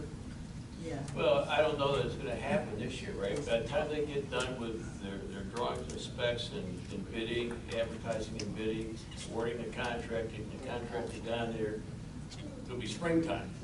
Now, will It's they got- adjust it's price? It's got a temporary fix on it now that'll get us through till we get the bids back. I think we all know what materials are costing now. Is there the potential that those costs might decrease come spring? And will they give us the benefit of a lesser cost? Say a piece of lumber is, a 4x4 is $40 now, but it goes down to $30. Do they take that into consideration with the pricing, or do we get upcharged? Pricing has come down about 60%. So Is it that much? Yeah, Good. it's actually It's actually not bad. Now, in the spring, whenever people start nesting again, it'll, it could go up as home building goes up too. But right now, we're not in like before, we were in a position where Oh, it was awful. It was awful, yeah. Yeah. Now it's only terrible. Yeah, it's only there. Yeah, I mean, basically, once that bid is submitted, That's it. Yeah, I mean, unless there would be some drastic increase, but as far as a decrease, I think you're gonna No be. provision that we can put in the contract that. I don't know that I've ever seen a contract price decrease unless you're looking. Generally, you see an escalation up. Yeah. But there's. So yeah, right now, we're looking at things coming down. Like I said. Unless you change the scope or something, make a reduction or something, or change something, reduce the size or something, then you could ask for a change order, a reduction change order. And in all honesty, if you bid this out and you get a bid that you don't like, say comes in at $900,000, you can hold it and rebid it in a few months, and they would turn their bid back around based on current pricing. So I think it's not going to hurt us to go out and get a bid now. Okay, Yeah. that makes sense. Tentative bid schedule would be, bids would be due November 19th of this year. The notice to award would be December 10th. Start of construction then would actually occur beginning in late April, early May. So final completion actually about this time next year. And that's a pretty standard public bidding schedule, because you want to get in early so that you have hungry contractors wanting to fill their schedule, so you get better numbers. Well, that's a good point too. It's a Yeah. good time to bid. Yeah.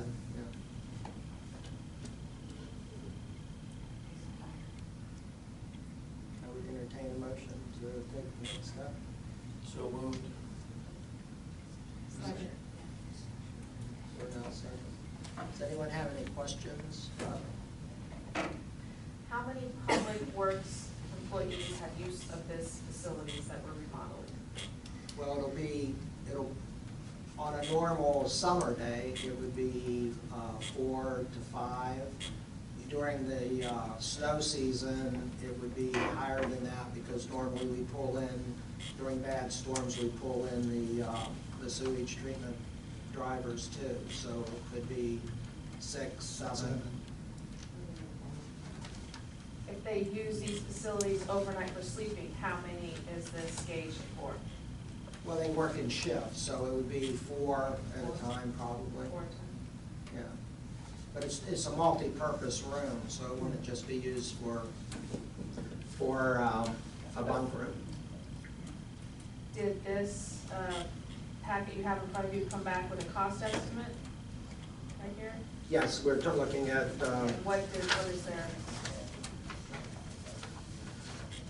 the low end is $673, and with the escalation/inflation costs, it's $740. And how much did you authorize I previously? think we were at $750, I believe.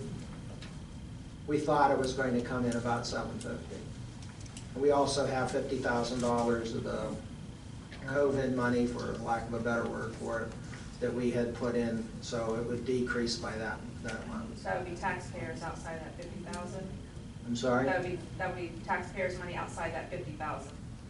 No, well, I mean, it's COVID money coming from the federal government. I mean, it's still money that we could use for other things if we didn't use it for this, but this isn't really, I mean, council doesn't view, I don't think council views this as a choice. This is an upgrade to a building that has to happen. Yeah, I'm just trying to get my head around. So if it costs $750, take 50,000 away because that came from a grant or something. Right. And then the 700,000 is what the citizens of New Freedom are picking up. Approximately, yes. And that would come out of the fund that we had voted with the Yeah, that was That's the- already. home equity, whatever you want to That's call all, it. it's already it's already been budgeted, it's already been earmarked for this, and it's already in our debt service. It's really not going to create a problem for New Freedom Borough. It's actually going to be a benefit for New Freedom Borough because we don't have to build a $2 million building. We're going to renovate one that we already have. And doing it that way, we're not gonna have to pay that all at one time. That will Exactly. be spread out over the term of that loan. Did you hear that, Erica? That's gonna be spread out over the term of the loan, so we're not gonna have taxpayers that are gonna have to come up 1 year with $650,000. It'll be spread out over the term because of that loan.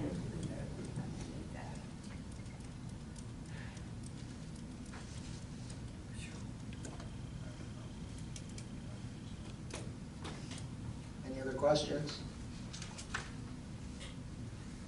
We had a motion and a second. All in favor? Opposed?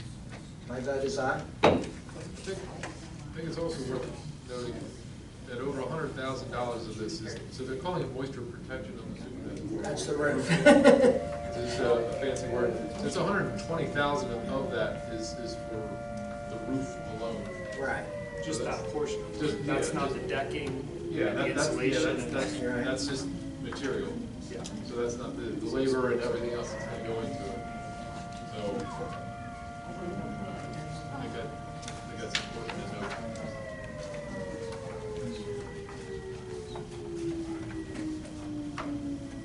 Sorry? You have 100,000 in contingency built into it, Right. Yeah. to 15%, so that's, Yep. you may not spend it. Okay. Okay, last meeting, council approved the security camera purchase, and they're well on the way to being installed. I think they're functional at this point. I think we just need to get the signage up for that. So, in keeping with that, we needed some kind of a policy procedure for the security cameras. So that's what's in the packet tonight. I think the things that need to be considered, in speaking with Chief Boddington, and he's the go-to person on this, the cameras should not be monitored by anyone other than the police during an operation, and the footage should be reviewed by the police or the borough manager after an incident. That's his recommendation. There's other things that go along with that, such as the legal consequences to people with access, applicable laws on monitoring, which I'm sure the solicitor can point out.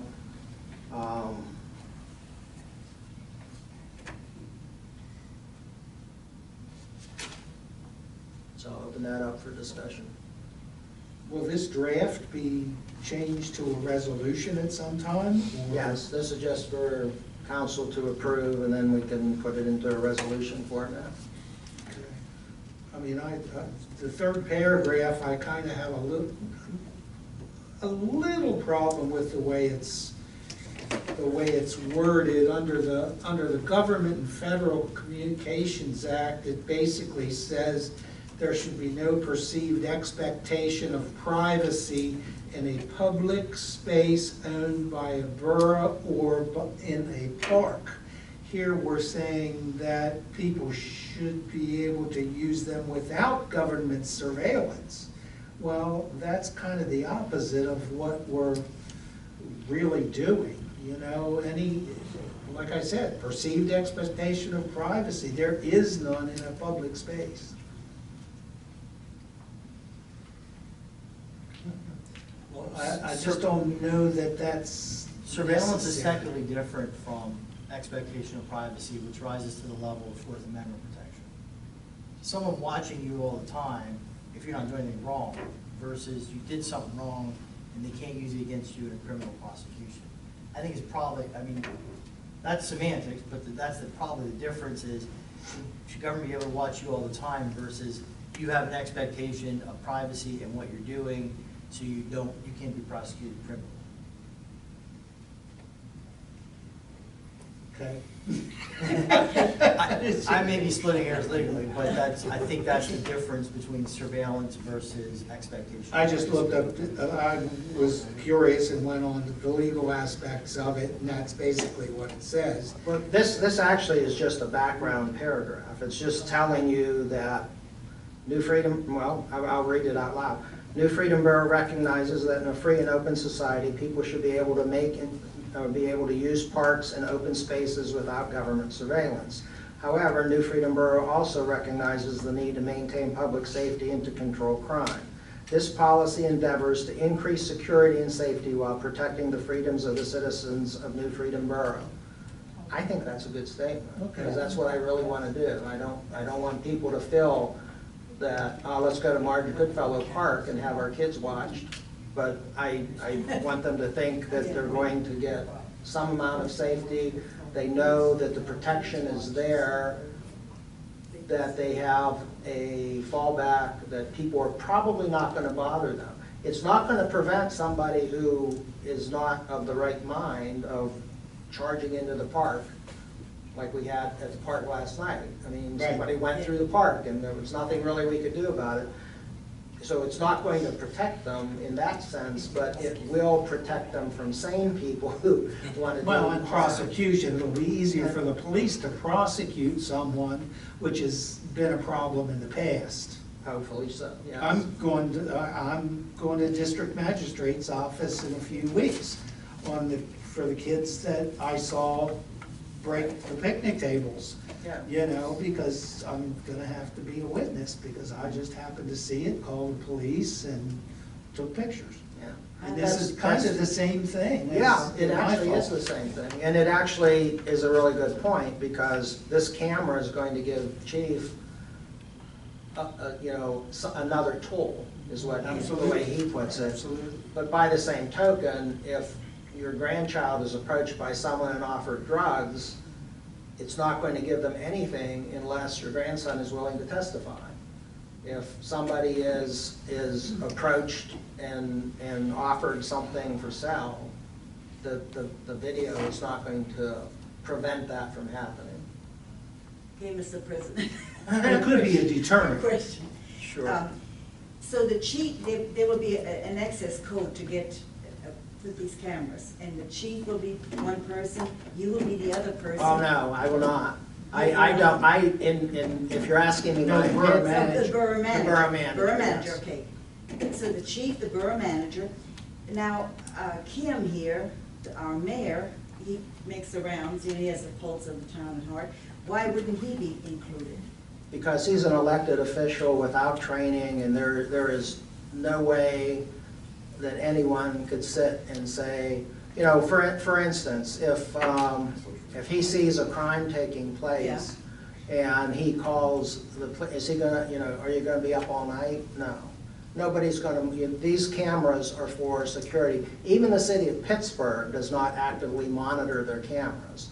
It's not, if there's an incident that occurs where somebody beats somebody up, somebody puts graffiti on a sliding board, then yes, the borough manager, if it's graffiti, the borough manager will see if there's a way to prosecute. But in fact, it's really difficult for the police to prosecute that kind of a crime because it takes a lot of man hours and it's a $150 misdemeanor crime. So that's probably not going to happen. But if they see something on the video that is a major crime, or maybe they see something where it's a car accident, or somebody's wife is assaulted in the parking lot because of the snow, or something like that, that leads to a bigger thing, and the police would have access to the cameras. But law enforcement is different than an elected official. Ultimately, the police are the ones that are going to be responsible, catching the perpetrator or prosecuting and locking them up. Elected officials aren't going to do that. Yeah, or for instance, if someone is offering drugs to little kids in the park, they may use it for a covert operation. They might actually sit there in a van with the laptop and look at the camera footage and capture somebody that way. I think it's a good tool for them. You explained it, I was just wondering. Yeah. Is it going to be under control of the police? I'm sorry? The police are going to have physical control, so they take care of the chain of custody and everything themselves. We don't have to worry about it. Well, the chain of custody actually is with the borough manager, because the film is going to be, I don't know if the film's on the cloud though, right? So actually you have a little bit better. Right, and the police Because they used the company, Crime Intervention Alarm, they were able to tie, direct tie into the cameras at the park with their cameras. So they have constant monitoring, and they would be responsible for, well, I say constant monitoring, when they're looking at them and when needed, but they would be responsible for that chain of custody outside of the borough. No one is guaranteeing that this is gonna be constantly monitored. I mean, the cost of that would be ridiculously high. But say I see an incident occurring at the park, okay? I call the police, they can immediately Absolutely. zone in on that. Okay, that's As long as they're at the station.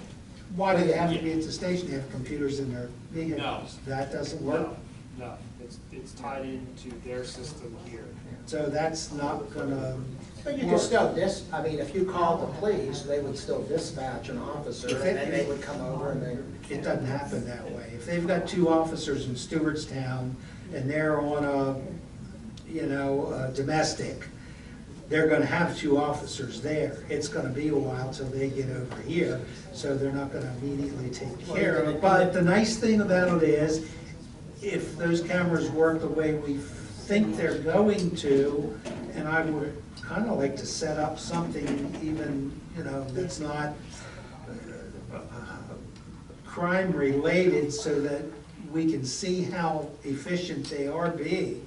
Because right now, we're not really seeing that. In a demo, I'll go out and wave to everybody and we can see how it works. I just wanna make sure that the police, once they get back to the station and it's reported, they can go in. Any officer can go in and they can access that, am I correct?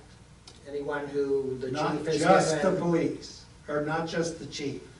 No, Because he's home in bed. whoever the chief is given access to. There we go, okay. That's, I just wanna make sure that they're all, It's really entirely up to the chief. okay, very good. Again, it's the difference between being surveilled versus But I mean- using it as a tool to record it. So he would have a backup, Or both. Any motion is recorded. okay. Does it record audio? No, No. and that's one of the, that's the Pennsylvania, solution. it's a dual consent state. Yeah. So you just have to. wiretapping, like, Right, voicemails. exactly right. Yeah. So you have, the person that's being recorded has to know they're being recorded and give consent. The person that's recording has to tell them. So, yeah, you can't, it does not, and buses, they don't have them, school buses don't have radio or audio on. Right. Are there any other comments from council? Yeah, policy will be reviewed every 3 years, or as state and federal regulations are revised. I really think that should be every year, well, every 3 years, or at council's request. 3 years is a long time. I That's think first you page. can always do that. Yeah, I mean, you, Borough council Okay. can now change this resolution. yeah, I mean, you could change the Okay, I just think, resolution you know, tomorrow. if something comes up. I just wanted to make council sure it can was change. reviewed periodically. Yeah, this is a default. Yeah, yeah, 3 years, like I said, is a Yeah, long time, but it's as just long as it can be. periodically, you know, it's. Okay, so that can be changed. Just a statement, I thought this is excuse me, really comprehensive and really good with all the information on here. I do have one question, actually it might be 2 or 3 questions. Under 3.0 procedure, where we're calling out Southern Regional, should it just say something like law enforcement as a blanket statement? Is that really splitting hairs, or is that Well, they're our police department, so. ours, but I'm saying like versus state police? I mean, I'm assuming that they would just, They would, Southern Regional, if it came to an FBI case or they needed state police, they would call in state police, just like they did with the arson, and they would have access to any of those recordings. I'm asking because we're saying specifically Southern Regional Police. That doesn't just preclude anybody else, it's just. Well, no, it would Maybe be the best whoever- thing to say is, or other law enforcement personnel. Yeah, I think that's what you're I'm just asking if suggesting. we have to. Yeah, I don't, I really, like I said, I wonder if I'm just splitting hairs with that, but, yeah. And the other thing I wanted to mention is that people need to call the police, don't go on Facebook. There's enough keyboard cowboys out there that that's not gonna resolve anything. Yeah. I mean, just like Andrew was saying earlier, like, if you're gonna file a complaint, you have to call the borough office, you have to call the police for this kind of stuff. Absolutely, yeah. Don't, you know, if you wanna go and vent, that's fine, but if you want action, you need to properly file that. Okay. Did you add? No, You said I was- 2 I or was- 3, I was that on- was it was on- 2. Yeah, no, I was Since on you another brought paper. that up, I do have a question, if I could bring it up at this time. I should have brought it up under the mayor's report. There was a question, apparently there were some people in New Freedom over the weekend that were trying to sell something. And they were going Air door to door. purifiers. Did Air you purifiers. issue any permits for this past weekend? Apparently, this person was really aggressive. Can I just interrupt a second? Can we Sure. finish this agenda item before we? Okay, go I'm on? sorry, go ahead. We were on law enforcement, yeah, kind of.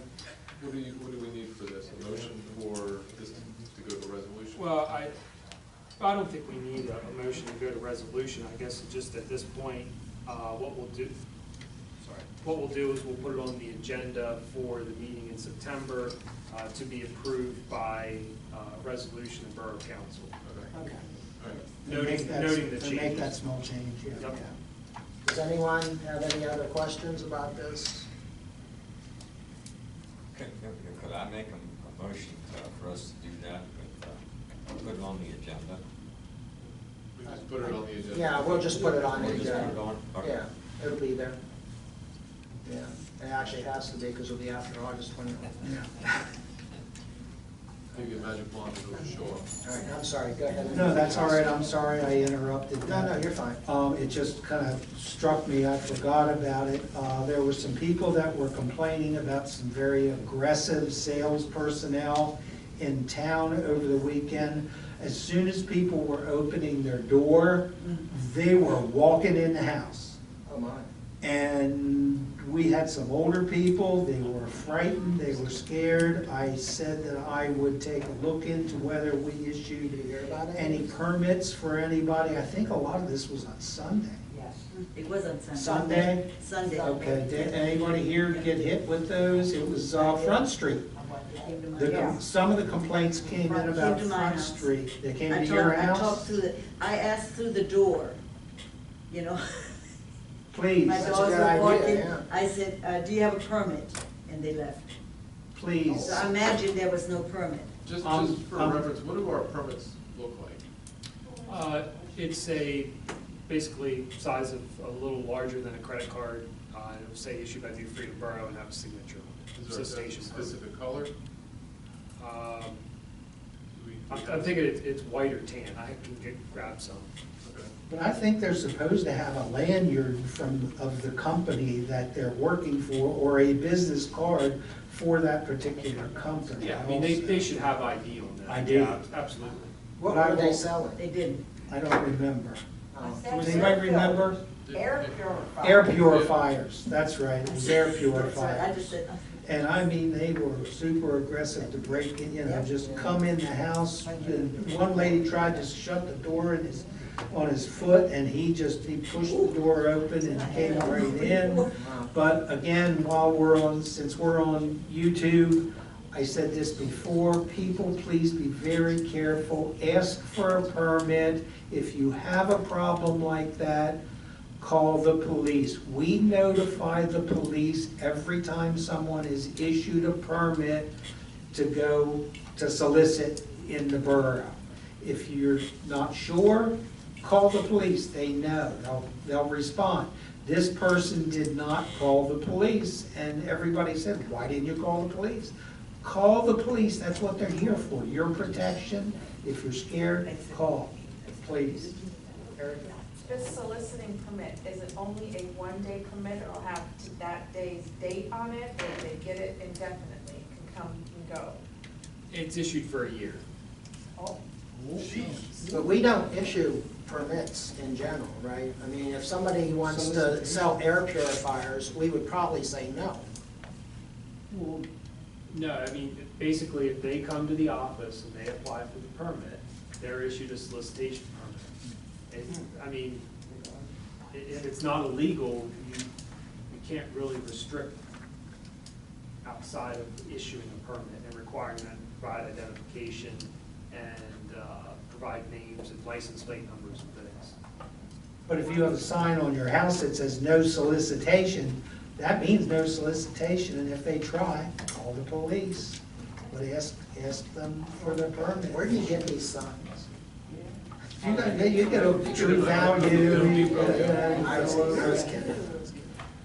I'll make them up for $5 a piece. Are you soliciting? I'm soliciting, yeah. Do I need Chief, call the police. Is 1 year a standard thing? That sounds like, I mean, I sounds don't, like a long time, doesn't it? I mean, you can only buy so many air purifiers and encyclopedias. It's not generally standard. A lot of municipalities will limit it to a week or 2 weeks when they're intending to be in town. A lot of those folks move They're out of the area, they'll yeah. canvass the town, they'll go out, so. Should that be something that we think about in the future, reducing that? Or- Is this by, you'll have to forgive me, but is this an ordinance that we have that is a Yes. year long? So Could I'm surprised that it was. we amend the ordinance? If it's a year. Yeah. I think we should bring it up as an agenda item Yeah. for next time, but So- I think we should cut it back. Yeah, put that Yeah. on your agenda. Term of registration, to clarify, is valid until the end of the calendar year issued. So in theory, yes, it could be a year, but it could be a day. 6 months. Right, yeah. But you could clarify section 156-5, which is term of registration, to be more restrictive on the amount of time that card is issued.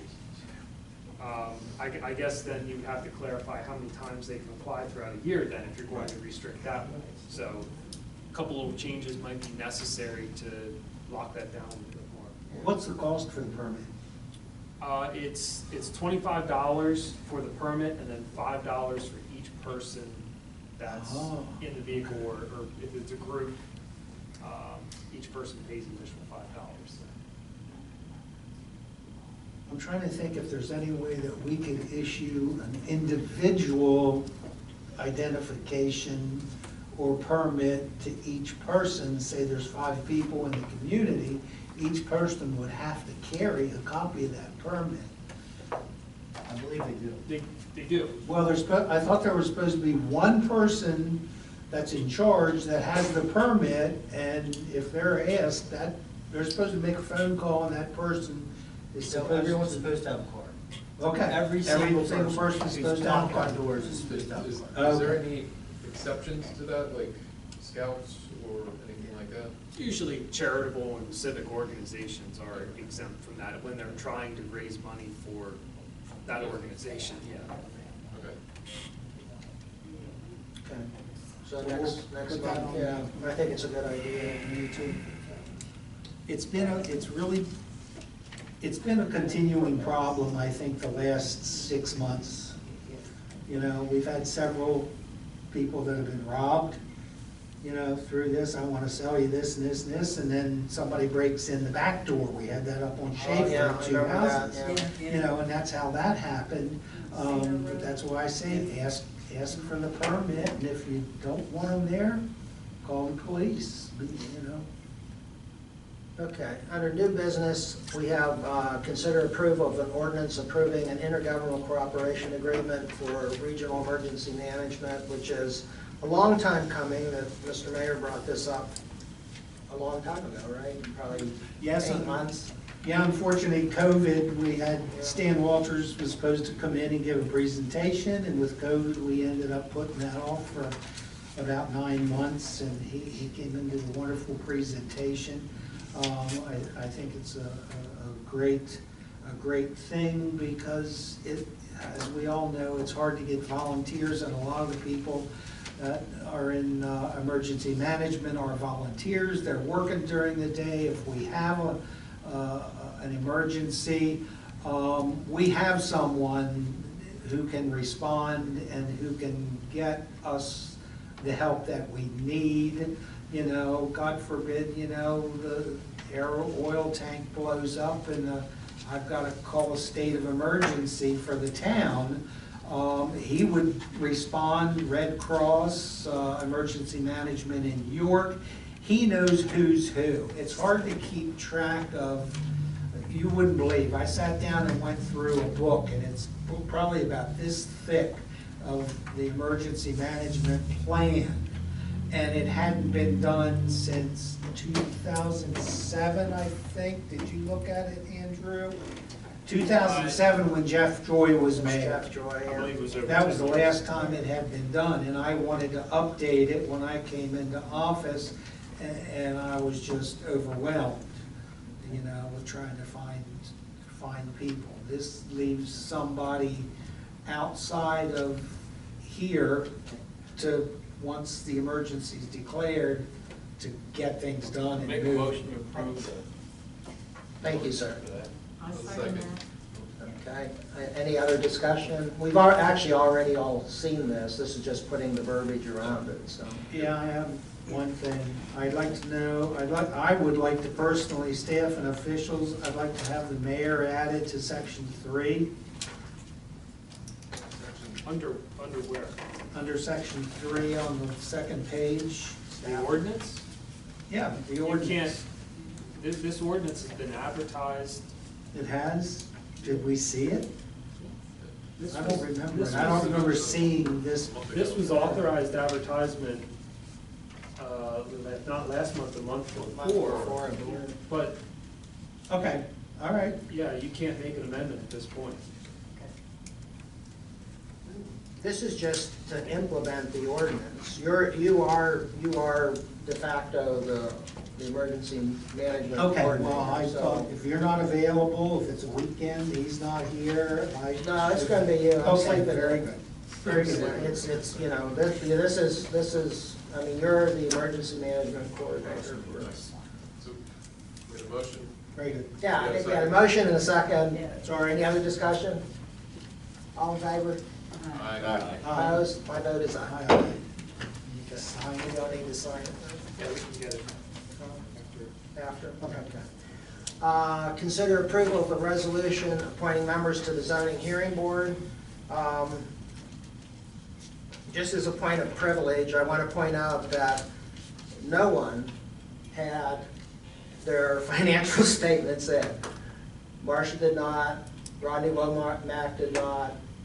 He has it, he has Yeah, it now. he put his in when he July first died. 27th, right, but it expires every year, All right. so, That's so something just, we need and to- we now have a chart for all of our people who volunteer on planning, zoning, et cetera, that shows when they're going to expire and when, you know, who needs a chart. Since they're a quasi judicial board, are they in charge of themselves to do that, or will Andrew No, we'll remind take care of it.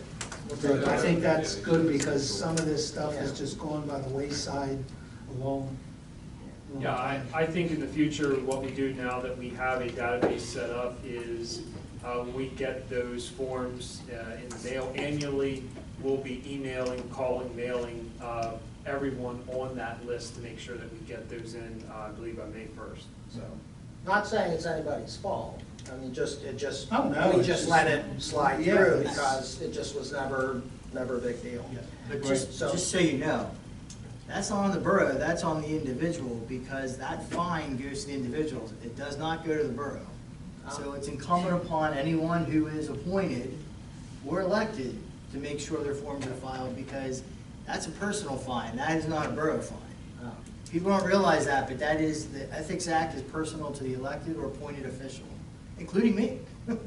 So, But we will remind people Yeah. diligently from now on. Okay, so this is a resolution to appoint Rodney as a member of the zoning hearing board and Charles Endress Jr. as the alternate, term expiring for Rodney December 31st of 2022, and for Charles, December 31st of 2021. Why is his 2021? That's the end of this year. Is that because he's filling in for, I think he's taking Rodney's position. Oh, okay. And then he can, I mean, well, reappoint him. That's what I was asking. Yeah. I just, because I know that's been a problem. We've had people on the zoning, and you look at the website, and they were done 2 years ago, and Yeah. the date was still, Again, we have a chart now, so. Yeah, that's and this is wonderful. to keep Thank you, Andrew. 1 year between everybody. That's great. Thank you for doing that. So I need a motion I'll to, make a, go ahead, you already got No, it. you go ahead, make it now second. Make a motion that we adopt this resolution 2021, I don't know what it will actually be, but for members of Rodney Womack and Charles Hendricks Jr. any other discussion? Okay, all in favor? Aye. Opposed? My vote is aye. Okay, we already approved the New Freedom Lions Club. Okay. Yeah, we have another benefit ride for Officer Teague, whose son also left on Sunday for the Marines. To consider the approval of a request for fire police service on October 30th for Officer Teague benefit ride. That'll be leaving, I think, from here, Community center. Community Center. So move it. Second. All in favor? Aye. My vote is aye.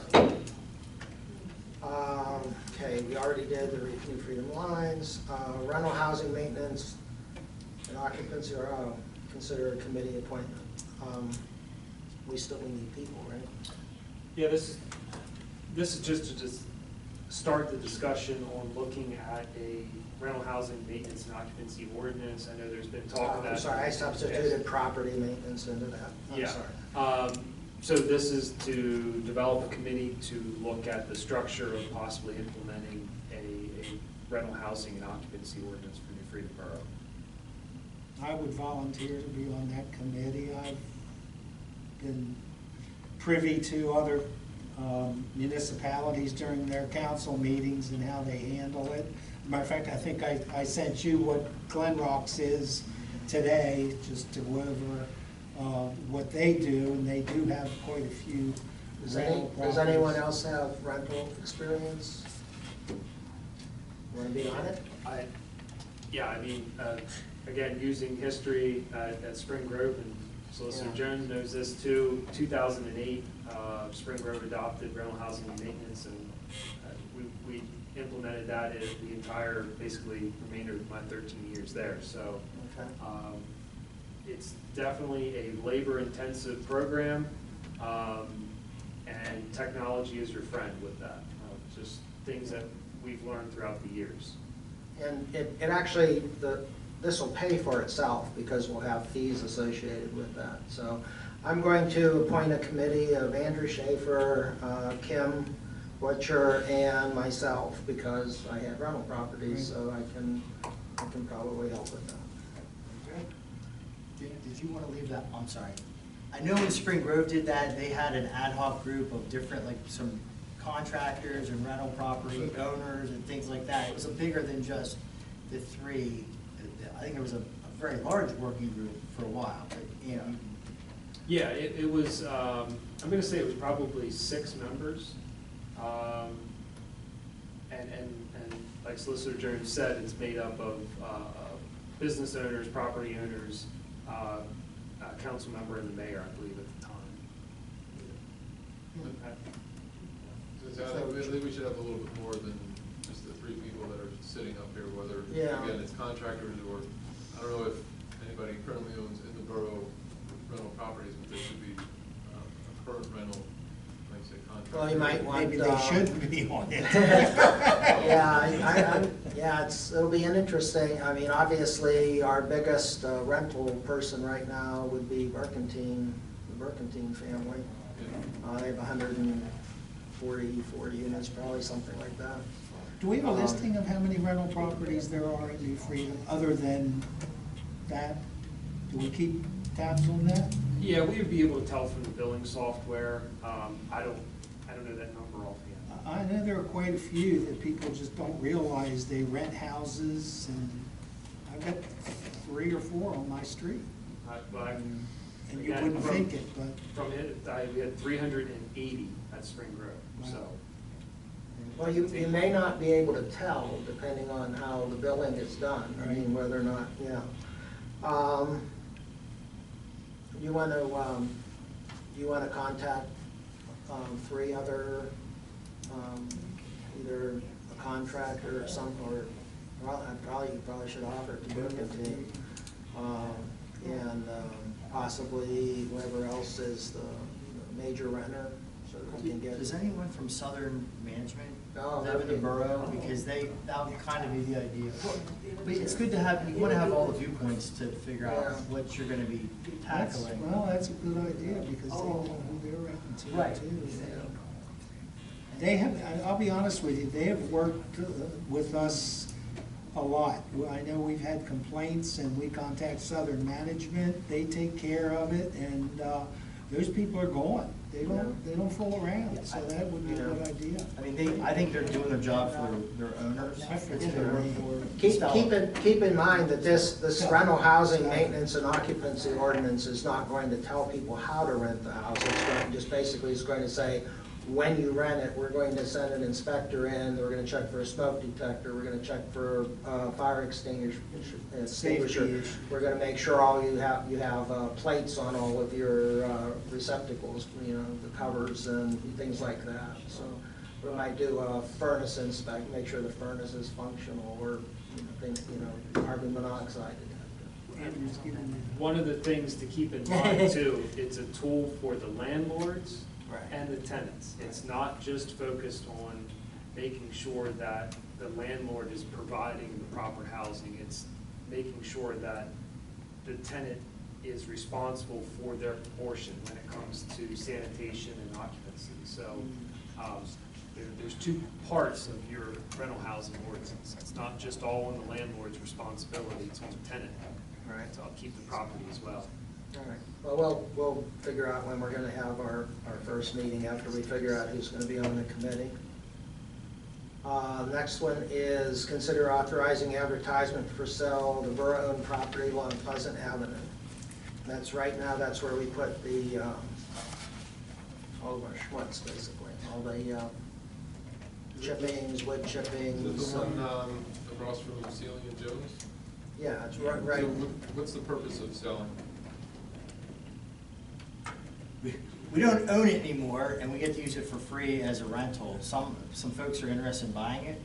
So the borough doesn't own it? The borough No, doesn't. we wouldn't own it if we sold it. But we'd have to advertise it, and it would be subject to a 99-year lease for the borough to use it for its purposes, but someone's interested in buying it. So why sell it if we're already going to use it again? We're lost. What's that? We're lost in what, You get the use of it for free and don't have, and someone else will pay taxes on it. but we already own it. Why would Why would they buy it? I'm just saying, someone's came to the borough and said, I'd be willing to buy it if you guys are willing to sell Well, it. what benefit then? It makes no sense to me. I don't always ask questions about it. If someone wants to buy it, and I mean, I understand, like, if they wanted to buy it and we wanted to sell it, Right. work out an agreement, but if they're gonna buy it and assume all the financial costs and then turn around and lease it back to us for $1. $1, Right. they're losing money. Yeah. Why would they? I mean, I understand that that's their business. Yeah. I'm not justifying it, I'm just saying that's what, Yeah, where I'm this. just trying to. It's a giant trash receptacle Right. right now. Yeah. Yeah, it really is. I mean, I would just think, you know, like Brett said, if we can even clean that up a little bit, offer it out there as a community garden, a community Yeah, wonderful. I don't, fruit. Victory garden. yeah, I just want to understand everything Yeah, it's, about it. I don't think there's any hocus pocus to it, I just think it's someone's willing to buy it and they're willing to use, let us keep using it for this Is purpose. there a guarantee that once they buy it, that they have to? That'll be it, they're gonna sign the leases, we're gonna put together, it's a bid.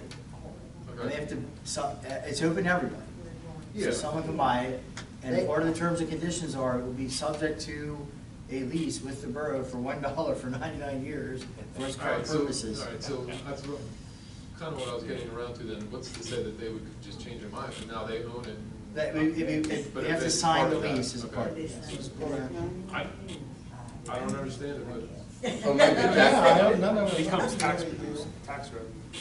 Yeah, we get the tax money on it. Yep. It's just, Yeah, but again, I don't, why would somebody buy something and lose money, but that's their business, not mine.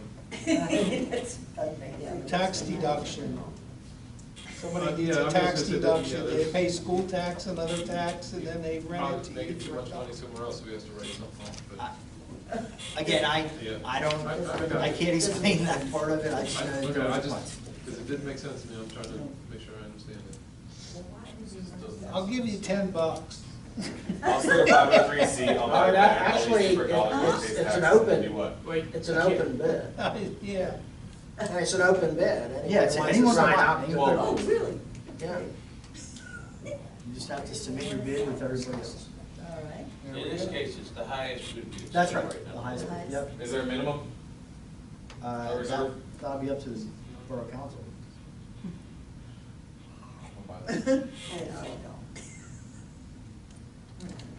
We need a motion to so we need a motion to advertise for bids. I'll make a motion. Second. We have a first and a second. Any other discussion? So once this goes up for advertisement, it's advertised for 30 days? I believe that's correct. Yeah. Okay. And then bids are due by, and then. We'll have them and then before the they're next open. borough council meeting, we'll open borough council and, Yeah. or we can open before borough council and give you a tabulation and tell you who the bidders are and it'll have the name, have the amount. Is that done in here, or is that part of the executive session, because it's a sealed bid? We would open in public, I mean, public bids are open in public, Okay. so we'll read them Yeah, off I've and never been part of do a that. bid tab, yeah.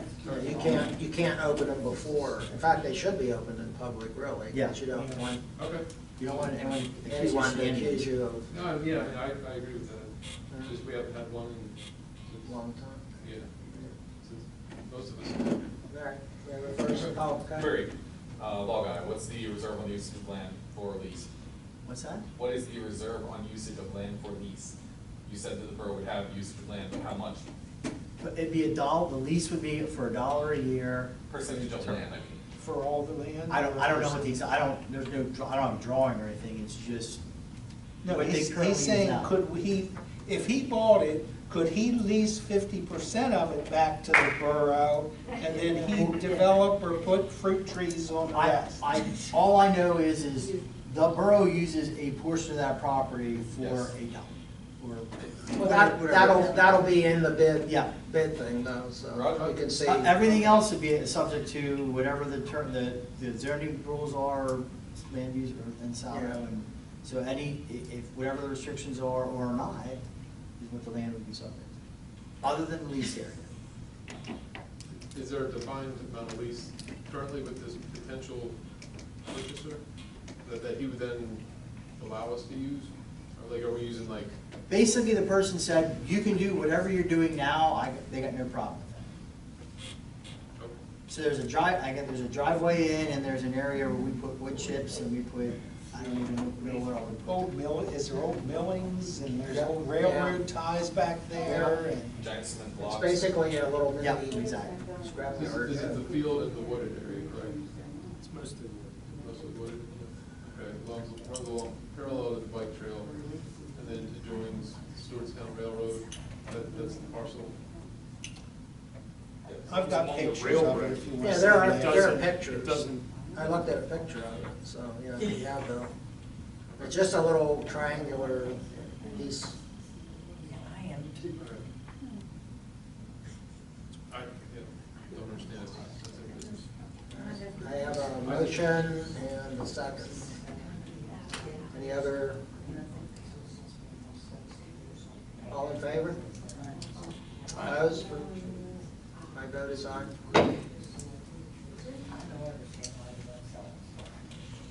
Do you have any correspondence?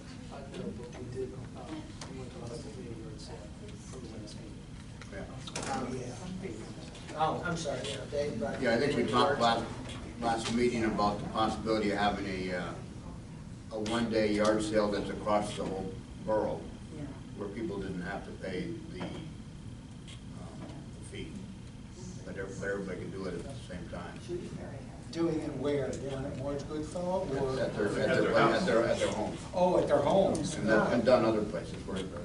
And I think we said that the Lions Club is no longer doing theirs. Yeah, they're not. Okay. I was gonna How say do you if we leave? do it on the same day, but I think that's. Yeah, I guess so.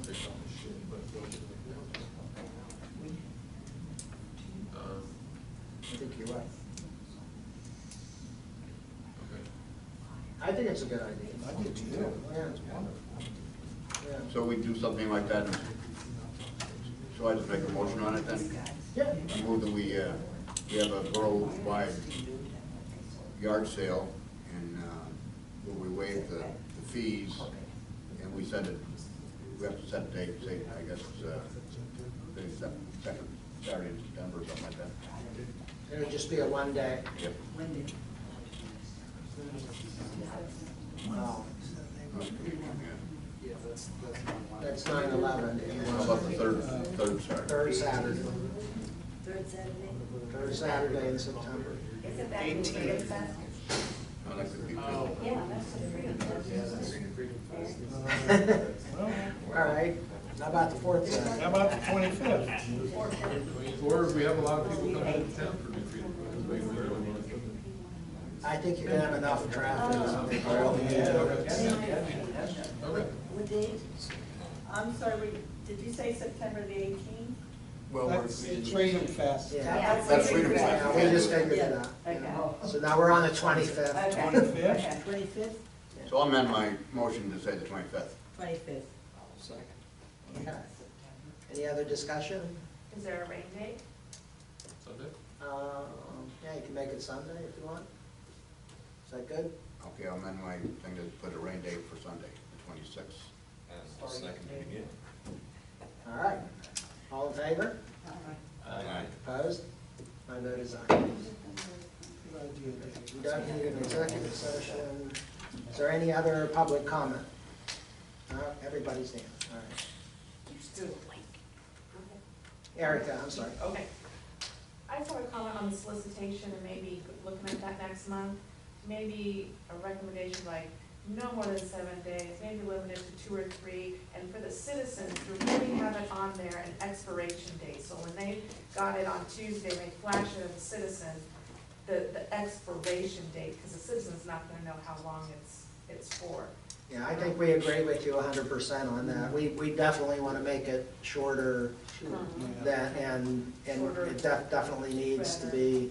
And I honestly think, not that people are going to go around counterfeiting them, but I mean, it should be some kind of pattern on it so that it can't be, you know,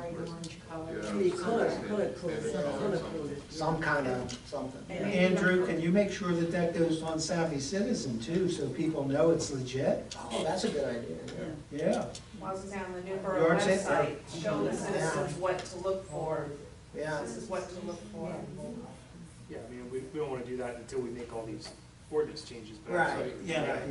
Yeah, we'll wait until we make the changes, but then, yeah, if you have a air purifier permit, you could put on there, air purifier permit issued, it expires such and such a day or something, that would work. What it's for would even be good too, because they can tell you one thing and you're doing something to us out here, something different. Oh, yeah, Yeah, he said like air purifier and exactly what they're selling. Do you know how full Burkentine is, how many units they've rented out so far, out like the 140 something-ish? Yeah, well, they actually rent out before they're even finished. I mean, the paint's drying and they're rented, so whatever is finished, I would. Do you know how much is finished then, approximately? I think they are finished, right, except for The the. apartments are. Yeah, Could it be a capacity maybe, close to it? Not yet, they're still working on the apartment building. But basically, yeah, as those units are finalized and given a use and occupancy certificate, the tenants are in, if not the next day. So they have that high of a demand. I'm not sure on the exact count, but I knew the last building. So the last building, and then outside of that is the 2 commercial with more people over the top of those? 10 on each. That plan has been signed by council and is being picked up by Burkentine to be recorded tomorrow. So that, they're still a couple months out. Yeah. Okay. And just one more thing, and I've been brought up, I think the last meeting or the one before, about handicapped people at like our park. They couldn't get in, like if they don't have a motorized wheelchair and so forth, and kind of, we're gonna talk about that. Has anything with that gone forward? 'Cause I know you're having the concerts, before we know it, the fair's gonna be back. Is there anything that's being talked about to help our handicapped citizens better access our park? Yeah, actually, at the concert, we had a lady who had a tough time getting in. We had to move some cars. And we actually only have, I think you have a couple handicap spots down in the paved parking lot, but there's really only one handicap spot up by the bandstand. I was actually... And when I was kind of that in addition, but even to get up when people are there selling food, how are they getting up there to the window, you know, to all those things that are in the dirt and rocks? You can't get through the stones with a wheelchair. Yes, to get up to those buildings and be able to look at what they have for sale or to buy a hot dog or whatever. Really, the only way to fix that would be to pave that entire area and make sure that it can meet the proper slopes for accessibility. So that would have to be a discussion of council to pave that area. Obviously, to do that, you're going to need to look at some stormwater improvements in that area. Could you just sidewalk? It's going to be, Walkway. Yeah. Walkway. Well, you can, but now you're cutting walkways into areas, and you have to make sure that you're going to align with the parking spaces. So yes, you can go in and you can pave an area for ADA accessibility and then put a walkway up into the buildings there. But I think the concern was last time too about off of that path. So for instance, last night at the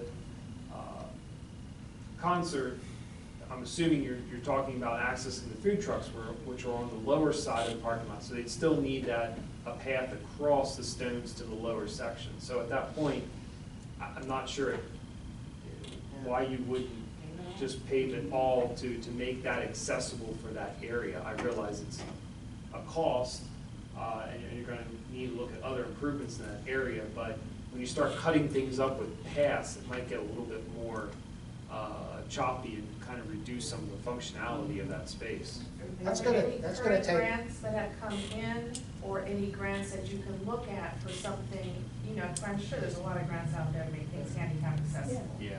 Yeah, that's really going to take some thought and discussion, because if you actually wanted to make it so that they could get to all of, you're all pretty much going to have to pave March Goodfellow Park.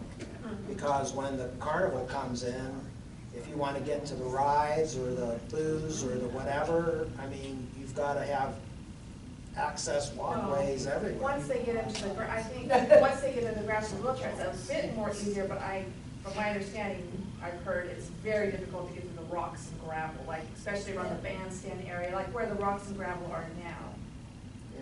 Well, I know Joni and I would vote for paving in front of the bandstand so we could dance without stepping on rocks. I got a kid in a radio flyer wagon. You can't drag a radio flyer wagon through the cherries down there. Yeah. No. So I mean, Like the solicitor I just don't know. Like the solicitor just said, right now, we're kind of grandfathered, I guess you would call it. Once we start that, you come across a point of no return where you do so much, you have to do all of it. And then we're gonna have a whole field down there that's gonna be one great big concrete pad, which you can't really do because of impervious surface, and then you got stormwater. Now we're gonna build stormwater down the alley, you know, to take care of that other. grass. Yeah. What if we did that? What if we took up all the stone Take the stones out. and put grass? Is it easier on a I'm wheelchair down with with walking grass? on dirt, than walking on stones, and Ah. walking on grass. Because with dirt, you can see where there's a dip. Right. With the grass, you cannot see. And those stones, they move around, and it's, yeah. Knock the dirt down, Yeah. knock it down and make it, you know. All right, it definitely needs to be discussed, but I think we're gonna need to figure out exactly where we wanna pave and what we wanna, yeah. That's a good point, though. I'll be really quick, because I know it's late. Mr. Mayor, you said earlier about that we go into Baltimore County with Rose Fire Department. Are we reimbursed for that? Nope. So the New Freedom taxpayers pay the gas that goes to Baltimore County? Well, not really.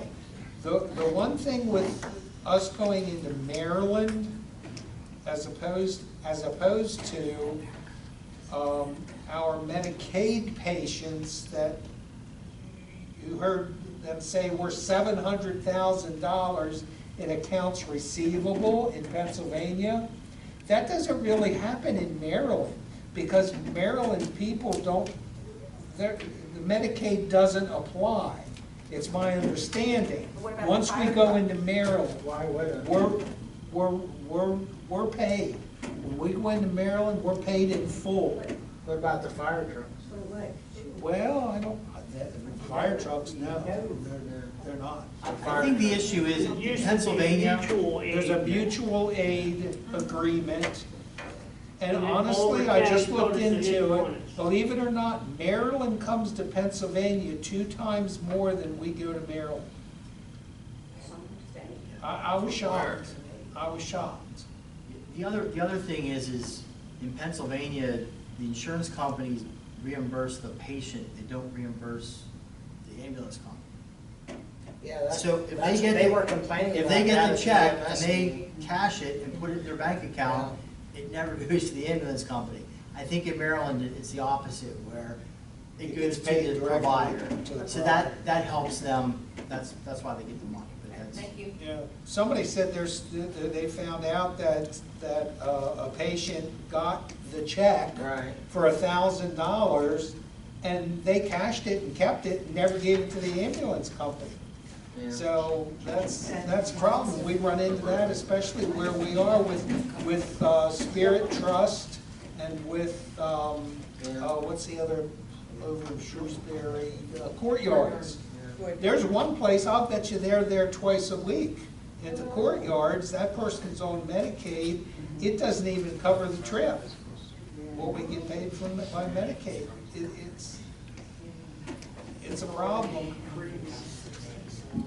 And it's unfortunate. Anything else? Mary, did you have something? Oh, has anyone asked about New Freedom, what's the best for closing Front Street? Yes, that was, Yeah. last month, 2 months ago. What was that? I didn't hear. About closing the streets. For Fest, yeah, Yeah. they were here and we approved it. Okay. Thank you. Yeah. Okay. I would entertain a motion. Motion adjourned. All in favor?